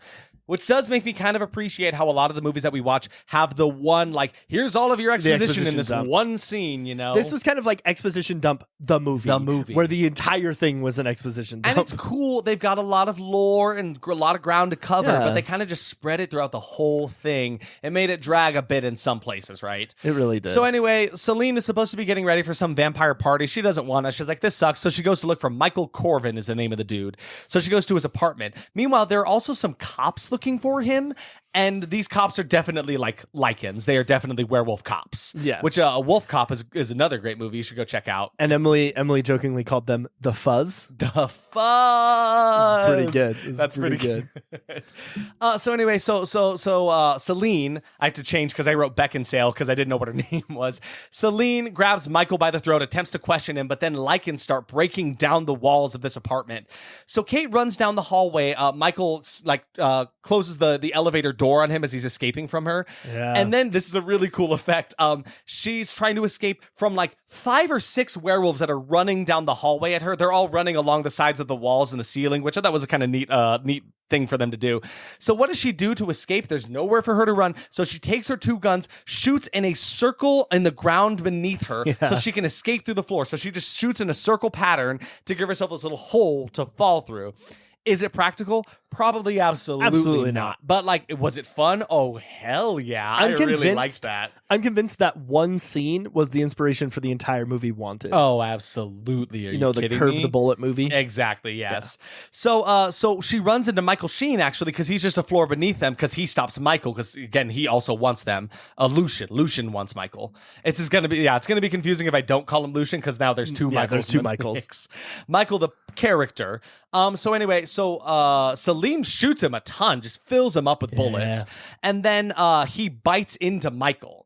But Kate gets away with him. Then Michael Sheen, Lucian, takes I think he actually spits some of Michael's blood into a vial, and then he does this thing where he just pushes all of the bullets out of him. Yeah. Just kind of just to show that like he is pretty impressive in what he can do, because the other werewolves can't do that, right? They actually have a couple lines where they mention the fact that like their silver bullets prevent them from transforming. That's why it's important that they fill them with the bullets before they transform, right? It makes them easier to take care of, right? It's pretty smart. So as they're driving away, Kate's driving the car, or Celine is driving the car, and Michael is like, "Hey, you're losing a lot of blood. You should pull over." She's like, "No, I got it. I'm a badass." Then immediately passes out while they were driving like right towards the ocean. I don't know why they were driving directly into that. So then, the car careens and flips into the ocean. Then Michael like has to shoot the glass and take Celine's body and swim back up to the surface. Lucian goes back to that scientist from earlier with a vial of Michael's blood, and they talk about how he is the carrier and how, well, now he will soon be a lichen on the night of this big full moon. So like there's some stuff going on in the works here, right? Yeah. So then Michael's having some strange visions in his sleep. Celine interrogates him back in the vampire manor. Her vampire boss is not very happy about him being here. God. Let's introduce you to Craven. He's a real piece of shit. He is the worst part of this entire movie. Honestly, though, I'm actually pretty on board with most of what's going on in this movie. There are a lot of campy moments that kind of make you roll your eyes sometimes. I wish there was less dialogue, but then like we get to this guy. Then Craven shows up and is like, good God, I hate this guy. So apparently someone called Victor is actually who's in charge of this little vampire clan, but he's gone for some reason we don't know about right now. So Craven is in charge, and he's just annoying. He's just awful. Obnoxious. I just don't like him. So basically all the same. That's basically all. What else can we say about him? He's just annoying and obnoxious, and I hate him. So whenever the vampires are about to do some like vampire shit, their eyes get all like weirdly blue. Yes, it's pretty cool. It doesn't make a lot of sense, but it's cool. It's kind of spooky though, because have you ever met somebody that has really, really blue eyes? Yeah, Elijah Wood. And yeah, exactly. And like no matter what they're saying to you, you Can't look talk at to them, them. and it's like, I am paralyzed because of your like striking blue eyes. Which it's is actually kind of that vibe. what that song was about. Oh yeah. I'm not paralyzed, but I've been struck by you because they're strikingly blue eyes. So it's actually about vampires. Is what that song's about. Yeah, the rest of the song talks about being bit. So Michael manages to escape. He just jumps right out the window. And then it doesn't seem to be much of a problem, because now Celine is just like hanging out in her manor, getting new tech. She gets, actually, again, this is something that I think is kind of cool. She gets bullets that inject the wolves with like a silver liquid, so they can't take it out anymore, because you can't take it out. It's in your bloodstream at this point. So anyway, according to Craven, Lucian is actually like this figure from like history who is dead. Like he is not alive anymore. So they all think she's crazy. She's like, no, pretty sure I saw Lucian, right? And he's like, no, you're absolutely crazy. I'm Craven. I'm annoying. But then what do we find out? Oh shit, Craven and Lucian are actually working together with some kind of arrangement. This so-called leader is working in cahoots with the werewolves. Can you believe it? And Can you believe it? We're on the vampire side, question mark? Yes. I think. As of right now, I mean, like Celine is our protagonist, and so we're basically given half of the story. We were given the vampire side of the story. Yes. So right now we're Team Vamp. Which actually I did like that about this movie because like to this point you're like, okay, well I'm only seeing this side of the story, so I'm obviously here. But then you start getting peeks. Celine is hot, so why would we not be on her side? But then you start getting Celine Dion. Then you start getting peeks into the other story. Yes. And you're like, what's going on over there? Maybe they're the bad guys. Maybe they're the good guys. Maybe we're the bad guys. Mm-hmm. So Celine goes to look in some like ancient tome, and she's like looking. It's like illegal for her to do this. She like has to sneak around to find this ancient looking book. In this book, she finds a branded patch from Lucian himself. It's like literally a patch of his skin. Pretty cool. That was put up in this book. But it tells stories about this fire where Craven was the only one to survive. Apparently, he's the one that set the fire, and like there's a whole backstory and history with him and Lucian and blah blah blah. But that's why he's the one who can confirm like, oh yeah, Lucian's dead for sure. He's dead. I saw it. I was there. Yeah, he set fire to the rain. He set like Adele. Don't Adele anyone. Don't Adele anyone. So then Michael goes back to the hospital to where he works to see his other doctor buddy. And he's not handling this whole becoming a werewolf thing very well. He's kind of losing it a little bit, which, makes sense. Yeah. If I was turning into a werewolf, I would also be feeling pretty rough about it. When I went through my transformation, it was really rough. I would wake up in cold sweats all the time, and like when the moon would appear behind a cloud, sometimes I wouldn't know if it was the full moon or not. I'd go, whoa! Can we discuss? Hi, horse, please. I know what you're talking about. I hate this one. I'm just going to step up on you real quick. So what bothers me about werewolf movies that happens all the time is when they actually, like, when they have clouds covering the moon. Yeah. And then as soon as the clouds go away from the moon, suddenly the moon's power works now. But then when the clouds cover up the moon again, the powers don't go away. So explain that one, Jimmy Carson. I've seen a movie or two where that does happen. I'm like, that's stupid. That's not how the moon works. But Emily brought. So I was ranting. Well, we were ranting about this while we were watching the movie. Yeah. And Emily brought up a good point. So she's like, well, what does it matter that the moon is like on the other side of the earth? Like, does it matter when it's showing? Yeah. I think as soon as the sun sets and there's any part of the moon in your vicinity, that's when you should transfer. I think that's when it should happen, right? Right, you're with me? I feel that. I'm with you on that for sure. So you got like 12 hours of vampirism. Yeah, werewolfism. Oh, shit. Well, okay, but wait. I mean, 12 hours in a night, I guess. Some days, I wake up catching in my bad luck. Well, we went very different directions with that. That was wild. Okay. No, but some days there's still the moon in the sky during the day. Right. So those days you're just a werewolf all day? I think that tracks. I think so. Instead of waking up in a field naked, you wake up in a field, you're still a werewolf. Can you imagine that movie where the werewolf wakes up in a field? They're like, "Oh, it's good to be human again." Oh shit, I'm still a werewolf. Oh damn. There's that weird thing where the moon and the sun are in the sky at the same time. Did you hate when that happens? I hate God, that. yeah. Ah man, it's the eclipse tomorrow. He's talking these days. He's talking to the human who's next to him, like cowering in fear. Don't worry about it. I'm not gonna eat you. No, I'm not gonna. Oh, you look cold. Come on, get into my fur. No, come on. It's so warm. It's so warm. It's so hey. It's so warm. I conditioned. It feels so soft. So Michael goes back to the hospital. Not handling the whole becoming a werewolf thing very well. His buddy is like, don't worry, man, I got you. He brings those two cops who are definitely werewolves in, so Michael makes a break for it. Back at Vampire Manor, Celine is sneaking into some cool secret area of the house, definitely off limits. The vampire security is bad. They're just not good at it. So she pulls up the coffin containing Victor's corpse. So Victor is like their big leader. Derek, why are you laughing? Why are you giggling? Don't worry about it. Derek, why are you laughing? I want you to make a horse puppet. Oh my god! Imagine that just like horse puppet is terrifying. The worst horse puppet you've ever seen. I want it. Imagine, if you will, a horrible horse puppet. Horrible. A horrorse. Oh my god. Oh my god. Palomino the horrorse. Oh my god. Everybody get up on your horse. Palomino the horrorse. Oh my god. This is incredible. This is my a new favorite discovery. Character. Anyway, so out of the ground, she like unlocks this mechanism that pulls up the coffin containing Victor's corpse and to attempt this reawakening. And apparently it's supposed to be done by like an ancient who like actually is qualified to do something like this, but she needs his help like right now. So what she does is, I actually really like the mechanism for which they do this. So there's like this little, I don't even like, almost like a teeny tiny trough above his mouth where blood seeps and like goes into his mouth, right? So she like cuts into her hand, drips a bunch of blood into this like I don't know, this trough. I don't know, like it's like a railway. Yeah, I don't know how tributary. What am I trying to say? Water slide. Water slide, sure. A water slide for blood. Anyway, so yeah, it leaks down into this little trough and then goes into his mouth. And I think I just think it looks really, really cool. So the blood gets his blood and the blood gets his blood and organs pumping. He starts seeing Celine talking to him in a memory. So he starts getting like visions and fragments of like her because he was brought back to life, reawakened with her blood, which I thought was a kind of neat effect. The CGI of the inside of his body was interesting. He was full of like cobwebs, which was kind of funny. I did like that. Yeah. I like that a lot. Like the thought, like he's been there for centuries, man. There's going to be spiders. Yeah, exactly. And if you swallow a spider once every year or something, like if he's been alive for This is what centuries. happened to the old woman who swallowed the fly. Turns into Victor, head of the vampires, I guess.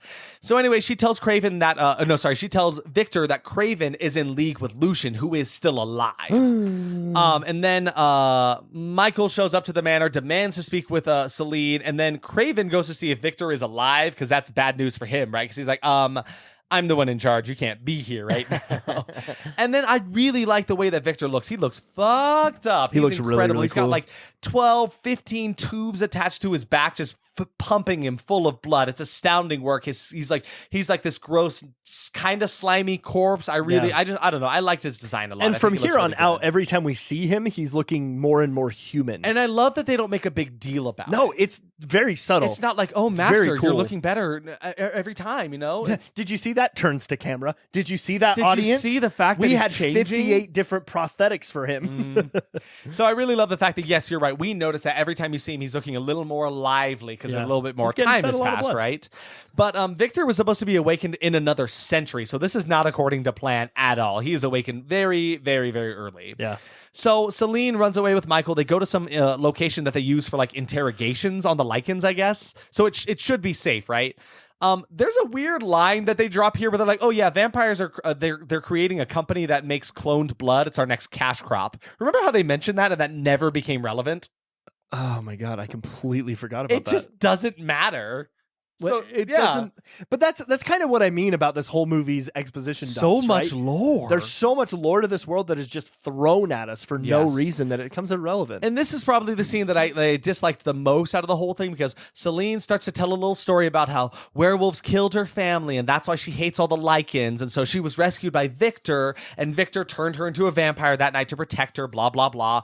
And then Michael exchanges a story about how he was in a car crash and his wife died. Everybody's got trauma, and this scene is just dragging. It's just too much dialogue. I didn't like it that much.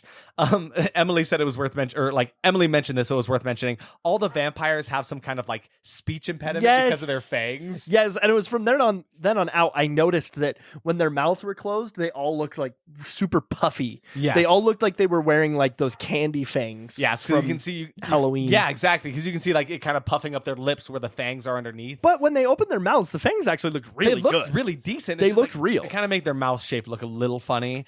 But anyway, so to end this very long, boring scene, Celine locks Michael in this place to wait out this upcoming full moon. She's like, "It's dangerous out there, and I don't want to have to deal with you, so I'm just going to lock you up in here." Okay, I cool. like that actually. Bye. She does kiss him to get him to lock up. Yeah, that's true. So. She gives him this kiss, but then it's a trick to like handcuff him, which I did like. She kisses him, and she's like, "You're not as good as Hugh Jackman," and then she runs away. That hasn't even happened yet. That's next year. She just knows. That's why you don't know that. They might have filmed close I guess to that's each other. fair. She's like, "Yeah, I thought it would have been more like I imagined kissing Hugh Jackman, so I'm gonna go do that instead." So Celine goes back home to chat with Victor, and then Craven grabs her and tries to force her to do as he says, and she quickly gives him a little uppercut and disobeys him. I loved that. Yeah, I like that a lot too. Because he's such a shitty little piss boy, and I hate him so much. So yeah, Victor and Celine go way back, and he can see visions of Celine's memories, but she does not possess the skills to properly do the awakening. That's the job of an elder. So he's a little pissed at her. He does not trust that what she says is. He does not trust what she says because she doesn't have any proof that Lucian is alive right now, and he judges her for protecting a werewolf, which is Michael. He's like, "How dare you be tainted by this werewolf?" Right? Yeah. So now she has to be judged by like this vampiric council. So things are really not going well for Celine right now. No, not great. And then Craven has absolutely no threatening presence. He has the vibes of like a preppy schoolboy. He would say, wait until my father hears about this. Like, that's how he feels. No, you're so right. It's like his dad paid for him to get into vampire college. Yes, exactly. And he's just there. And it's like, you see whose name's on vampire college? It's my dad. Exactly, right? Wes Craven. Wes Craven Junior High. Wes Craven School for Vampirism.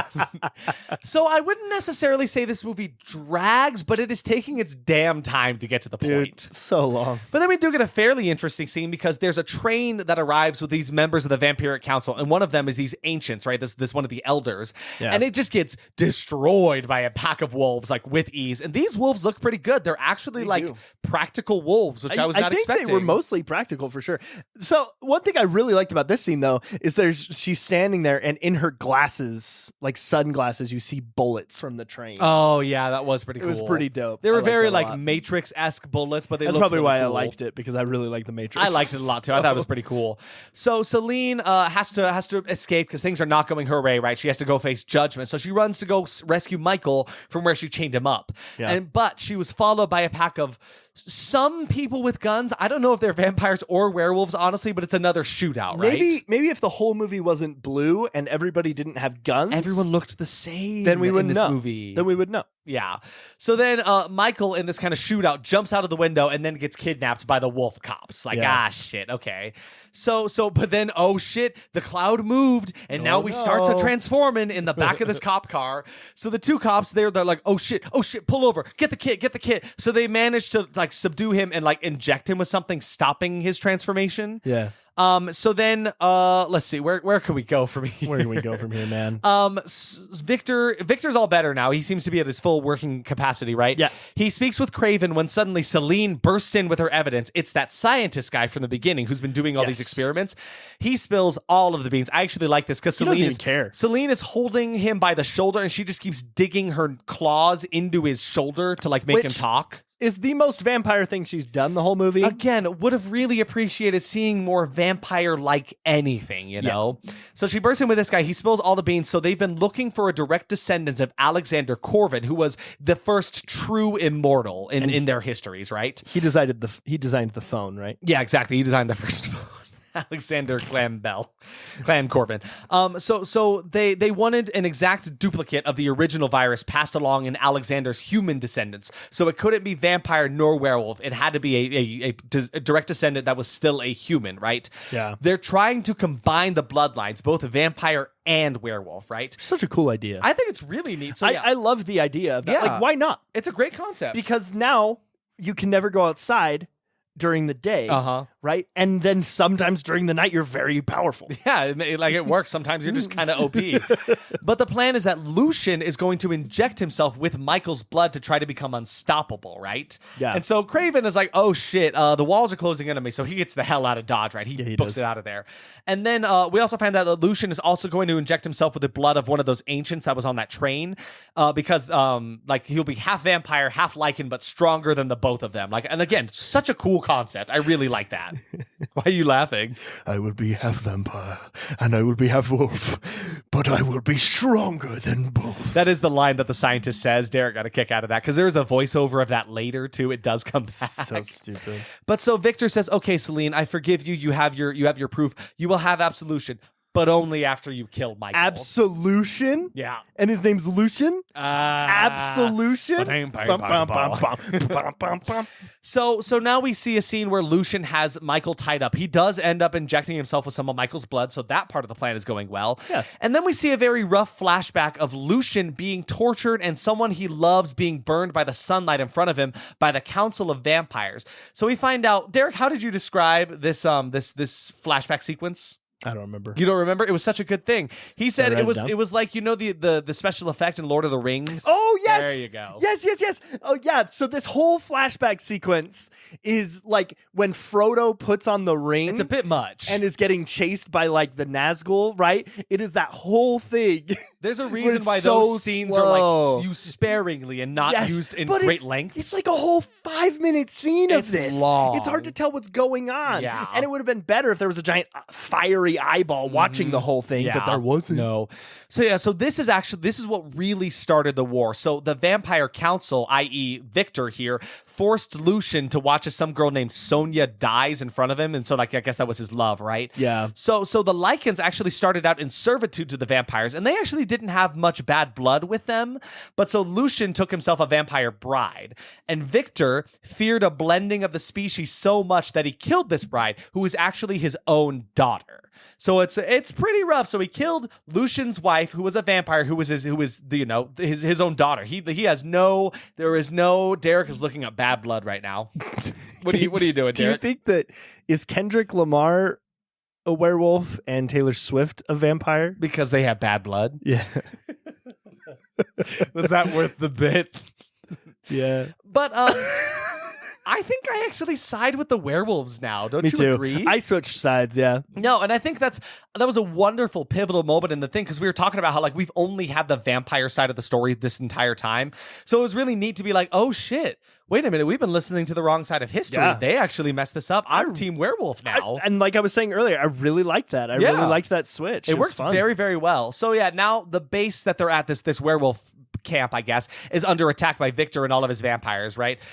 Craven shoots Lucian in this double-crossing moment, shot with that silver nitrate bullet thing, so it's like actually really killing him. So I start to worry a bit about Lucian, but I know he's in some of the other movies, so like what's going to happen with him, you know? The next one's a prequel. So a lot of these scenes are just shootouts. Why aren't there vampires and werewolves fighting each other like vampires and werewolves would? This really bothered me. Too many guns, not enough claws. I wasn't here to watch John Wick. I love John Wick. I wasn't here to watch The Matrix. I love The Matrix, but I wasn't here to watch that. I wanted to watch vampires, sexy vampires killing sexy werewolves. Is that so hard?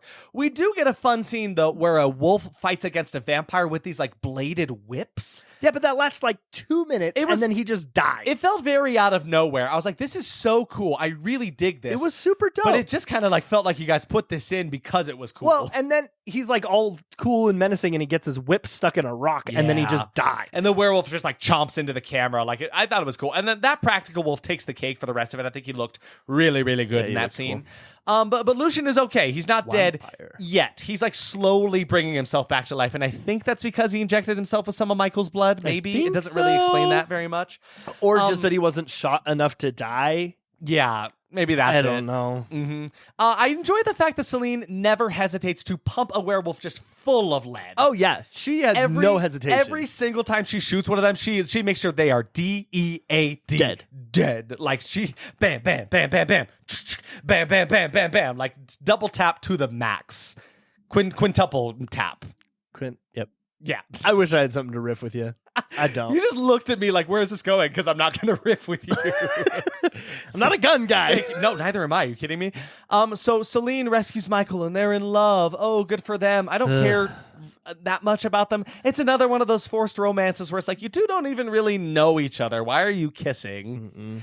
I am really happy that Victor is actually powerful. He doesn't use the guns, just a sword. Yes. He's pretty cool. This fight was good. Yeah, because there's a scene where he's walking up towards some werewolves, and instead of like pulling out a gun and stuff, he just grabs one by the neck and then kills it with a sword. I'm like, okay, cool. At least the ancient vampire who's in charge of all of these dudes does not resort to using the guns. He's a classy vampire. Davy Jones got swords. Davy Jones is above using your guns. He's all about the swords. He's got swords. You know, I went down to the locker the other day. You know what I said? I said, need more swords. Davy Jones popped out. Swords. He said, welcome to my locker. I got swords. Shit. Geez. Craven shoots Michael with the silver bullets. Shits. Shits. I wish I had the swords. Oh, boy. I wish I had the swords, but he shot him with the silver bullets. What do you got anything? Can you suck out the poison or something? Nope. Can't. Don't have a straw. Don't have a... Well, I'm all covered in tentacles. I got no lips. I'm Davy Jones. Victor, you're useless to me right now. I need you to go away now. Okay, I turned back into a vampire. So Craven shoots Michael with one of those silver bullets that like injects them with the silver. What? So now Michael's in a little bit of trouble because he's a wolf, right? This will actually affect him. And then he tells Celine that Victor is actually the one that killed Celine's family, not the Lycans. So she's been double crossed her whole life. Everything she knows is a lie. But then Lucian sneaks up on him and stabs him through the leg with this like Assassin's Creed blade he has, which I forgot to mention. He just got this retractable blade that's been in his arm this whole time. scene. Yeah. But it was like very Wolverine style Yeah.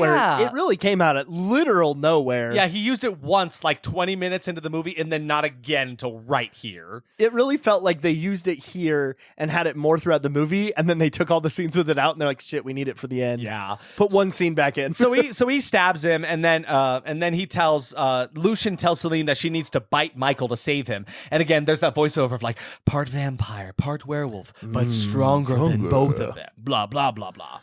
So she does. She bites him, and then Victor shows up to kill Michael. He throws him into the wall. It feels like when you're playing a fighting video game, Yes, and you get thrown into the next arena. Yeah, exactly like that. So then Michael begins to transform into his vampire wolf abomination form. A vampire, a vampolf, vampire. Who knows what it is? It is kind of cool because he starts to transform into what looks mostly like a werewolf. He starts turning full lichen, and then he starts to like revert going backwards and looking more vampire-y. So like he does the both of them. I thought it was kind of a fun transformation scene. Yeah, it was cool. So yeah, it looks neat. He kind of looks like Brendan Urie in that one music video. What is it? I don't remember. I know what you're talking about. I can't think of it. Taking back the crown. The second taste it, and all just up and naked. Why do you always gotta be Finders, keepers, silly? losers, weepers. Like a crown. I don't. Oh my god! Yeah. Emperor's New Clothes. That's what it is. Go look up that video and the way Brendan Urie looks as a demon in that. That's how the combination vampire werewolf. I'm at the werewolf. I'm at the vampire. I'm at the combination werewolf vampire. So he starts taking swings at Victor, easily dodging any of his attacks. Like, this is not a fair fight. Like, Victor's kind of getting his ass kicked a little bit. But then Victor's lackeys show up and start shooting Michael to hell, but Celine intervenes and starts taking them out. It's a fairly interesting fight scene. I kind of liked it. But then Michael is kind of getting his ass taken by Victor this time, right? So Michael is about to get killed by Victor. Then Celine steals Victor's sword. This whole time, we knew Celine was going to get the killing blow. Exactly. It had to happen. There was no way that he was going to do it. For justice sake, right? Like, he wronged her, killed her family. Yeah. She does deserve this kill, absolutely. She does, but it felt very like it had to happen this way. So yeah, Victor's about to deliver the killing blow on Michael. He somehow got the upper hand in the fight. Then Celine sneaks up to him with his own sword that he dropped at some point. And she doesn't sneak up. She does this awesome, like, anime attack where she lunges at him, flies across the entire screen. Okay. Here's the thing I burst out laughing when this happened, but I did really like it. It is. I should say it's a little campy, silly, but absolutely. I was laughing in enjoyment. But it's like so when John cool. Wick shoots someone in the face. Yes. I was like, so. It is very, very cool because then you get a shot of him turning around and looking wasn't slow motion, confused. too. No, yeah. It definitely looked like they did this thing where like she flew backwards and then they played it in reverse, so it made it look like she flew in that direction. Oh, it's cool. Anyway, so then what happens is Victor turns around and he looks confused. Then we look back to Celine and her sword has blood on it. Yeah. And then you see this gash slowly appear going diagonally across his face, and then it just falls off. It's like one of those anime style like delayed slices. Yeah. I thought it was really so cool, fun. actually. It was fun. So yeah, then Michael just turns back into his normal self. Like, he's fine. Everything's okay now. And so yeah, they leave the bloody scene, and then we get like a closing monologue that Celine is delivering. Back where the scientist was slain in the vampire's lair, his blood is dripping out into the floor, into the casket of Marcus, who's the other elder. Because this is where Victor came up from underneath the ground where his casket was living, right? There's another one that has this dude named Marcus, I guess. So the blood is seeping down into the ground, seeps into his mouth, and he starts to come to life. So promising a sequel to this movie where Celine will become prey yet again to this other elder vampire, right? Very cool. And that's Underworld. And it may feel like we described that movie very quickly. We riffed for so long. I'm sorry, guys. No, but also there wasn't like a whole lot to say more than what we did. Like, really though, there wasn't a whole lot to this movie, but yet there was so much. Yes, it's one of the longest movies we've watched, capping out at like 2 hours and 13 minutes. I want to say, something like that. And it was a lot of just talking for talking's sake, and we could have done away with a lot of it, right? A lot of drawn out dialogue, like long like let's have a conversation. Okay, yeah. I was in a car crash and my wife, she was lost. Did you have a traumatic story to share too? Yeah, Owen Wilson, why are you here? Wow. Okay. Wow, my wife. They get the point. Let's talk about our expectations. Did you get a kill count? Oh, I didn't. Body actually. count of 67 in this one. Whoa! How did you get a kill count for this? You take my trivia, I take your kill count. Okay. How did you get that? How did you find that? I know these things, man. I got a guy on the inside. Okay. 67. So expectations. I said I will remember very very little about this movie, and clearly little Isaac had better things to do than worry about this movie because I knew nothing about the plot of this movie. One color palette for the entire movie. I mean, man, there was literally blues and grays the whole time. And like it established a very strong theme for itself, but it kind of led to like, kind of losing some things in the darkness of it all. I think that's part of what dragged about the movie so much. It was hard to watch. A bit of a drab color palette. It was like, I just wanted something more. Yeah, I get I don't know what. Don't know what something. It was. Yeah. I said very 2000s CGI and just very CGI or very 2000s everything, really. The practical wolf suits really impressed me, but that doesn't mean there weren't some whack effects that felt very reminiscent of the 2000s. Absolutely. I can't say they were bad, just very, very 2000s. Very, very 2000s for sure. I mean, but again, Lord of the Rings came out in the 2000s. So. Yeah. Careful what you say. Kate Beckinsale will be badass. Yes, she was awesome. My only issue with her, I didn't get enough. Yeah. Like, honestly. She actually wasn't in this movie that much. Can I say, like, I think she was a badass, she was hot, and wasn't much else. Just like the way her character was written. Yeah, no, I don't remember her talking at all. She was like the vehicle for the means of this movie to take place. Yeah. But she wasn't driving the car. No, you know what I mean? She was in the passenger seat. So the leather dealership made a fortune on this movie. This movie knew two ways how to dress a vampire, either leather or gothic style clothing. And then the wolves were also in leather, but with the addition of fur. So like, the leather bill was way, way up. Yeah, for sure. Matrix with vampires, absolutely, man. Oh, yeah. Like, very, very much so, with the leather, with the shooting. It wasn't as much as I wanted, though. Yeah. Like, I wanted more action. Absolutely. This was like the least action movie I've ever watched. Oh, and totally. I don't understand. It's sad. I said audience knows better than the critics, and I think that's a yes for me. I side with the audience for sure. Oh, yeah. We haven't gotten into the verdict yet, but like I'm definitely not down there at a 31% with the critics. No way, no how. For sure. Oh, it's me next. It's you, yeah. That's what I do next. Lots of slow motion. It was a little bit, but not as much. Used sparingly enough, I'd say. I actually think I wanted more, to be honest. Yeah, not bad, right? Yep. And then my final one was just Kate Beckinsale is so hot. Absolutely. But that might be all that we were given from her character. I think she did a good job, but like the character itself was not written to give us much more than that, which is kind of sad. Kind of wanted more from her. I also wanted more from her. How did they make 4 more of these? And it was more of a question than an expectation. Yeah. But it was because they made so much freaking money off of this one. You kidding and me? It kind of sparked a generation of loving Kate Beckinsale. Yeah. Beckinsale? Kate Beckinsale. It's like Chippendale, but Beckinsale. Beck and Dale. Surprises for me. I said I was definitely not expecting such a kick-ass bad boy performance from Michael Sheen. He's Martin I know Sheen. I did. Shut up. I wrote Martin Sheen. I was tired. I'm still tired. He's such a sweet man, but he played this role so well. So like I was excited when I saw that he was in this movie, and he delivered tenfold. Yeah, loved him to death. I really enjoyed the twist that turned out that the vampires were actually the bad guys. Like that actually really caught me off guard and worked so well for this movie. Yeah.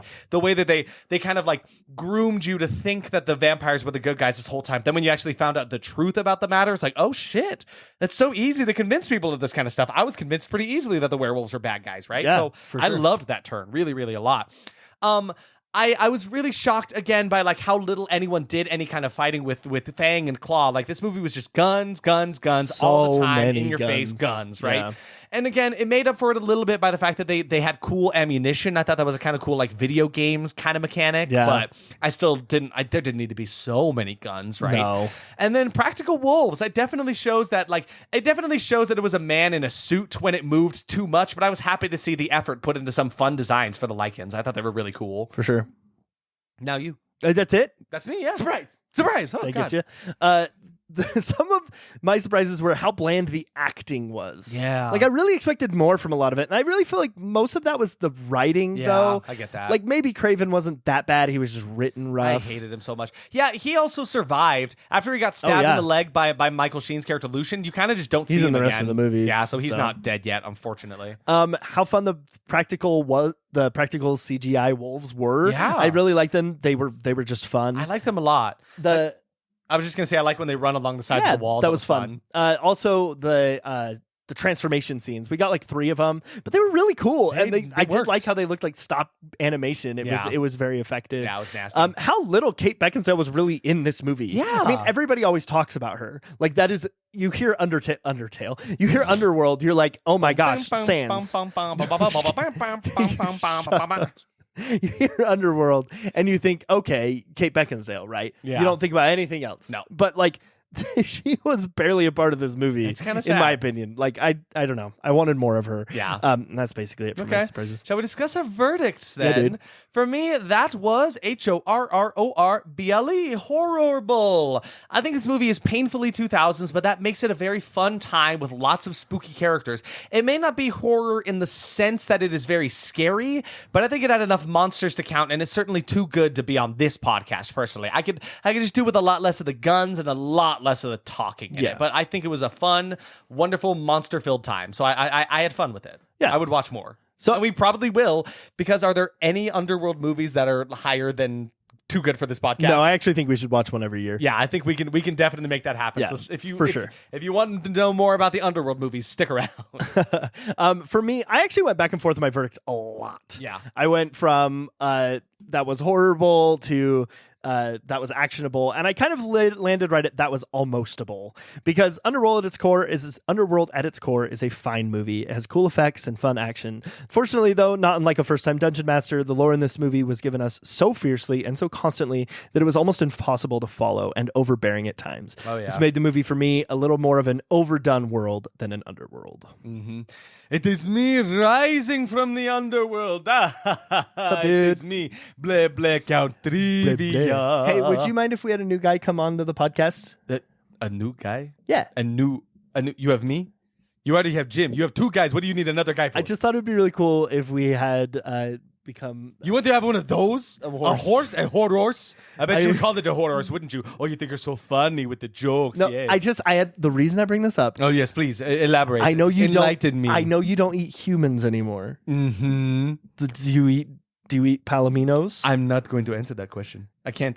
Legally, I cannot answer that question. So no, don't ask. No more questions. I'm going to give you these cards, and I'm going to sneak away where there's absolutely not a palomino in my room right now. Hey, no. Okay. Wait, don't let him kill him. I listen, if we have a vampire high horse palomino, that could be pretty cool. That would be awesome. So, trivia. It's time. So, as you already know, because Derek mentioned it, days before its U.S. opening, the president of Screen Gems greenlit not only a sequel to the movie Underworld, but also a prequel after seeing the numbers of tickets sold in Canada alone. Awesome. Which is very, very impressive. Fun fact, not only in this movie did Kate Beckinsale meet her future husband, director Len Wiseman, but at the time she was in a long-term relationship with actor Michael Sheen, who played Lucian. Michael and Kate share a daughter together who appears in the film during a flashback of when Celine was younger. Oh, fun. Kind of wild, right? So yeah, in this movie is where she met the director who is now her husband, right? Okay. Michael and Len Wiseman, have since become very close friends and have collaborated with each other on Underworld Rise of the Lycans, which is the prequel movie, right? Yeah, which is all about Michael Sheen's character. Yeah, Lucian, right? And so Michael and Kate still remain very close and are both raising their daughter equally. Kate has stated that Michael is her best friend and that they still remain very close, which again, totally tracks for him. I would marry and divorce Michael Sheen, and I feel like it would be great. It would totally, like you're doing screw, marry, kill. It's like all Michael Sheen. Also, I would not kill him. No, I couldn't kill him. Never mind. But I would, if I was forced to, I'd just kill myself. Yeah, right. Exactly. That's the way the game plays. So at around 37 in the movie, there's some attack dogs that are outside of the vampire mansion that are running after Michael when he's running away. Yeah, I remember that. So the attack dogs outside of the vampire mansion were actually very docile and playful canines, but they were the only dogs available at the time, apparently. So for the scene where they chase Scott Speedman, winner of Mail, when they're chasing him, director Len Wiseman had to film short clips of the dogs running and then later put in the sounds of vicious barking. That's hilarious. Because if you look closely, you can actually see their tails happily wagging back and forth. So they're just cute little good boys who don't have a mean bone in their awesome. body. I love that. The movie was initially pitched as Romeo and Juliet for vampires and werewolves. That actually checks out. Which is a very different vibe for this movie, I guess. Yeah. Kind of, but I guess that kind of makes sense. And then finally, on an episode of Mythbusters, the experiment proved that Celine could not, in fact, shoot a circular hole in the ground to escape the Lycans. I'm looking that up after this. Yeah, because it just couldn't be done. Sorry about it. That's incredible. But yeah, that's our movie. We got a movie for next week. right? Yeah, we do. Yeah. You picked this week. This week, again, you know me, I love the oldies, and I think there's a lot of fun to be had in them. So this week, next week, we will be watching Night of the Ghouls from 1959, sitting at a 30%. And it looks like a funny time. I'm very interested to see this one. We haven't done a lot of the ones from the 50s. I know absolute zero about this movie, and I kind of Roman in it. Kind of just want to go with it, right? Roman? Roman. God, what a movie. So yeah, tune in with us next week for watching Night of the Ghouls, and thank you so much for joining us again. Thank you. Our 50th episode. That is, it feels weird that we can say that. So thank you so much for continuing to support us, and if you choose to support us on our socials, please. We got Instagram at that_was_horrible, Twitter at TWH Podcast, Facebook at That Was Horrible Podcast, YouTube at That Was Horrible, and TikTok at That Wash Horrible. That was horrible. It means a lot that you guys will continue to stick it out with us when we're being silly, loopy boys talking about God knows what on this podcast. And we had a ton of reception to the 2023 Best of Horror. Like, yes, thank you very, for interacting very good with that. response. Like, I was kind of blown away by how many people watched that episode and enjoyed it. So maybe we'll have more content like that in the future. Yeah, I think it'd be really fun to make some stuff like that if time allows. You know, it's tough to do a podcast when you have like hobbies and full-time jobs that you're doing, but like, you know, because any of you guys listen to it makes it so that we want to keep doing it, right? Absolutely. Like, we have fun doing it with each other, but it's like so much more worthwhile just because you guys would sit and listen to us spout nonsense, right? So like, thank you for a wonderful 50 episodes. Here's to another 50 more. In the meantime, you know, Garfield be with you. Garfield and stay be with spooky. you. Stay spooky. Goodbye.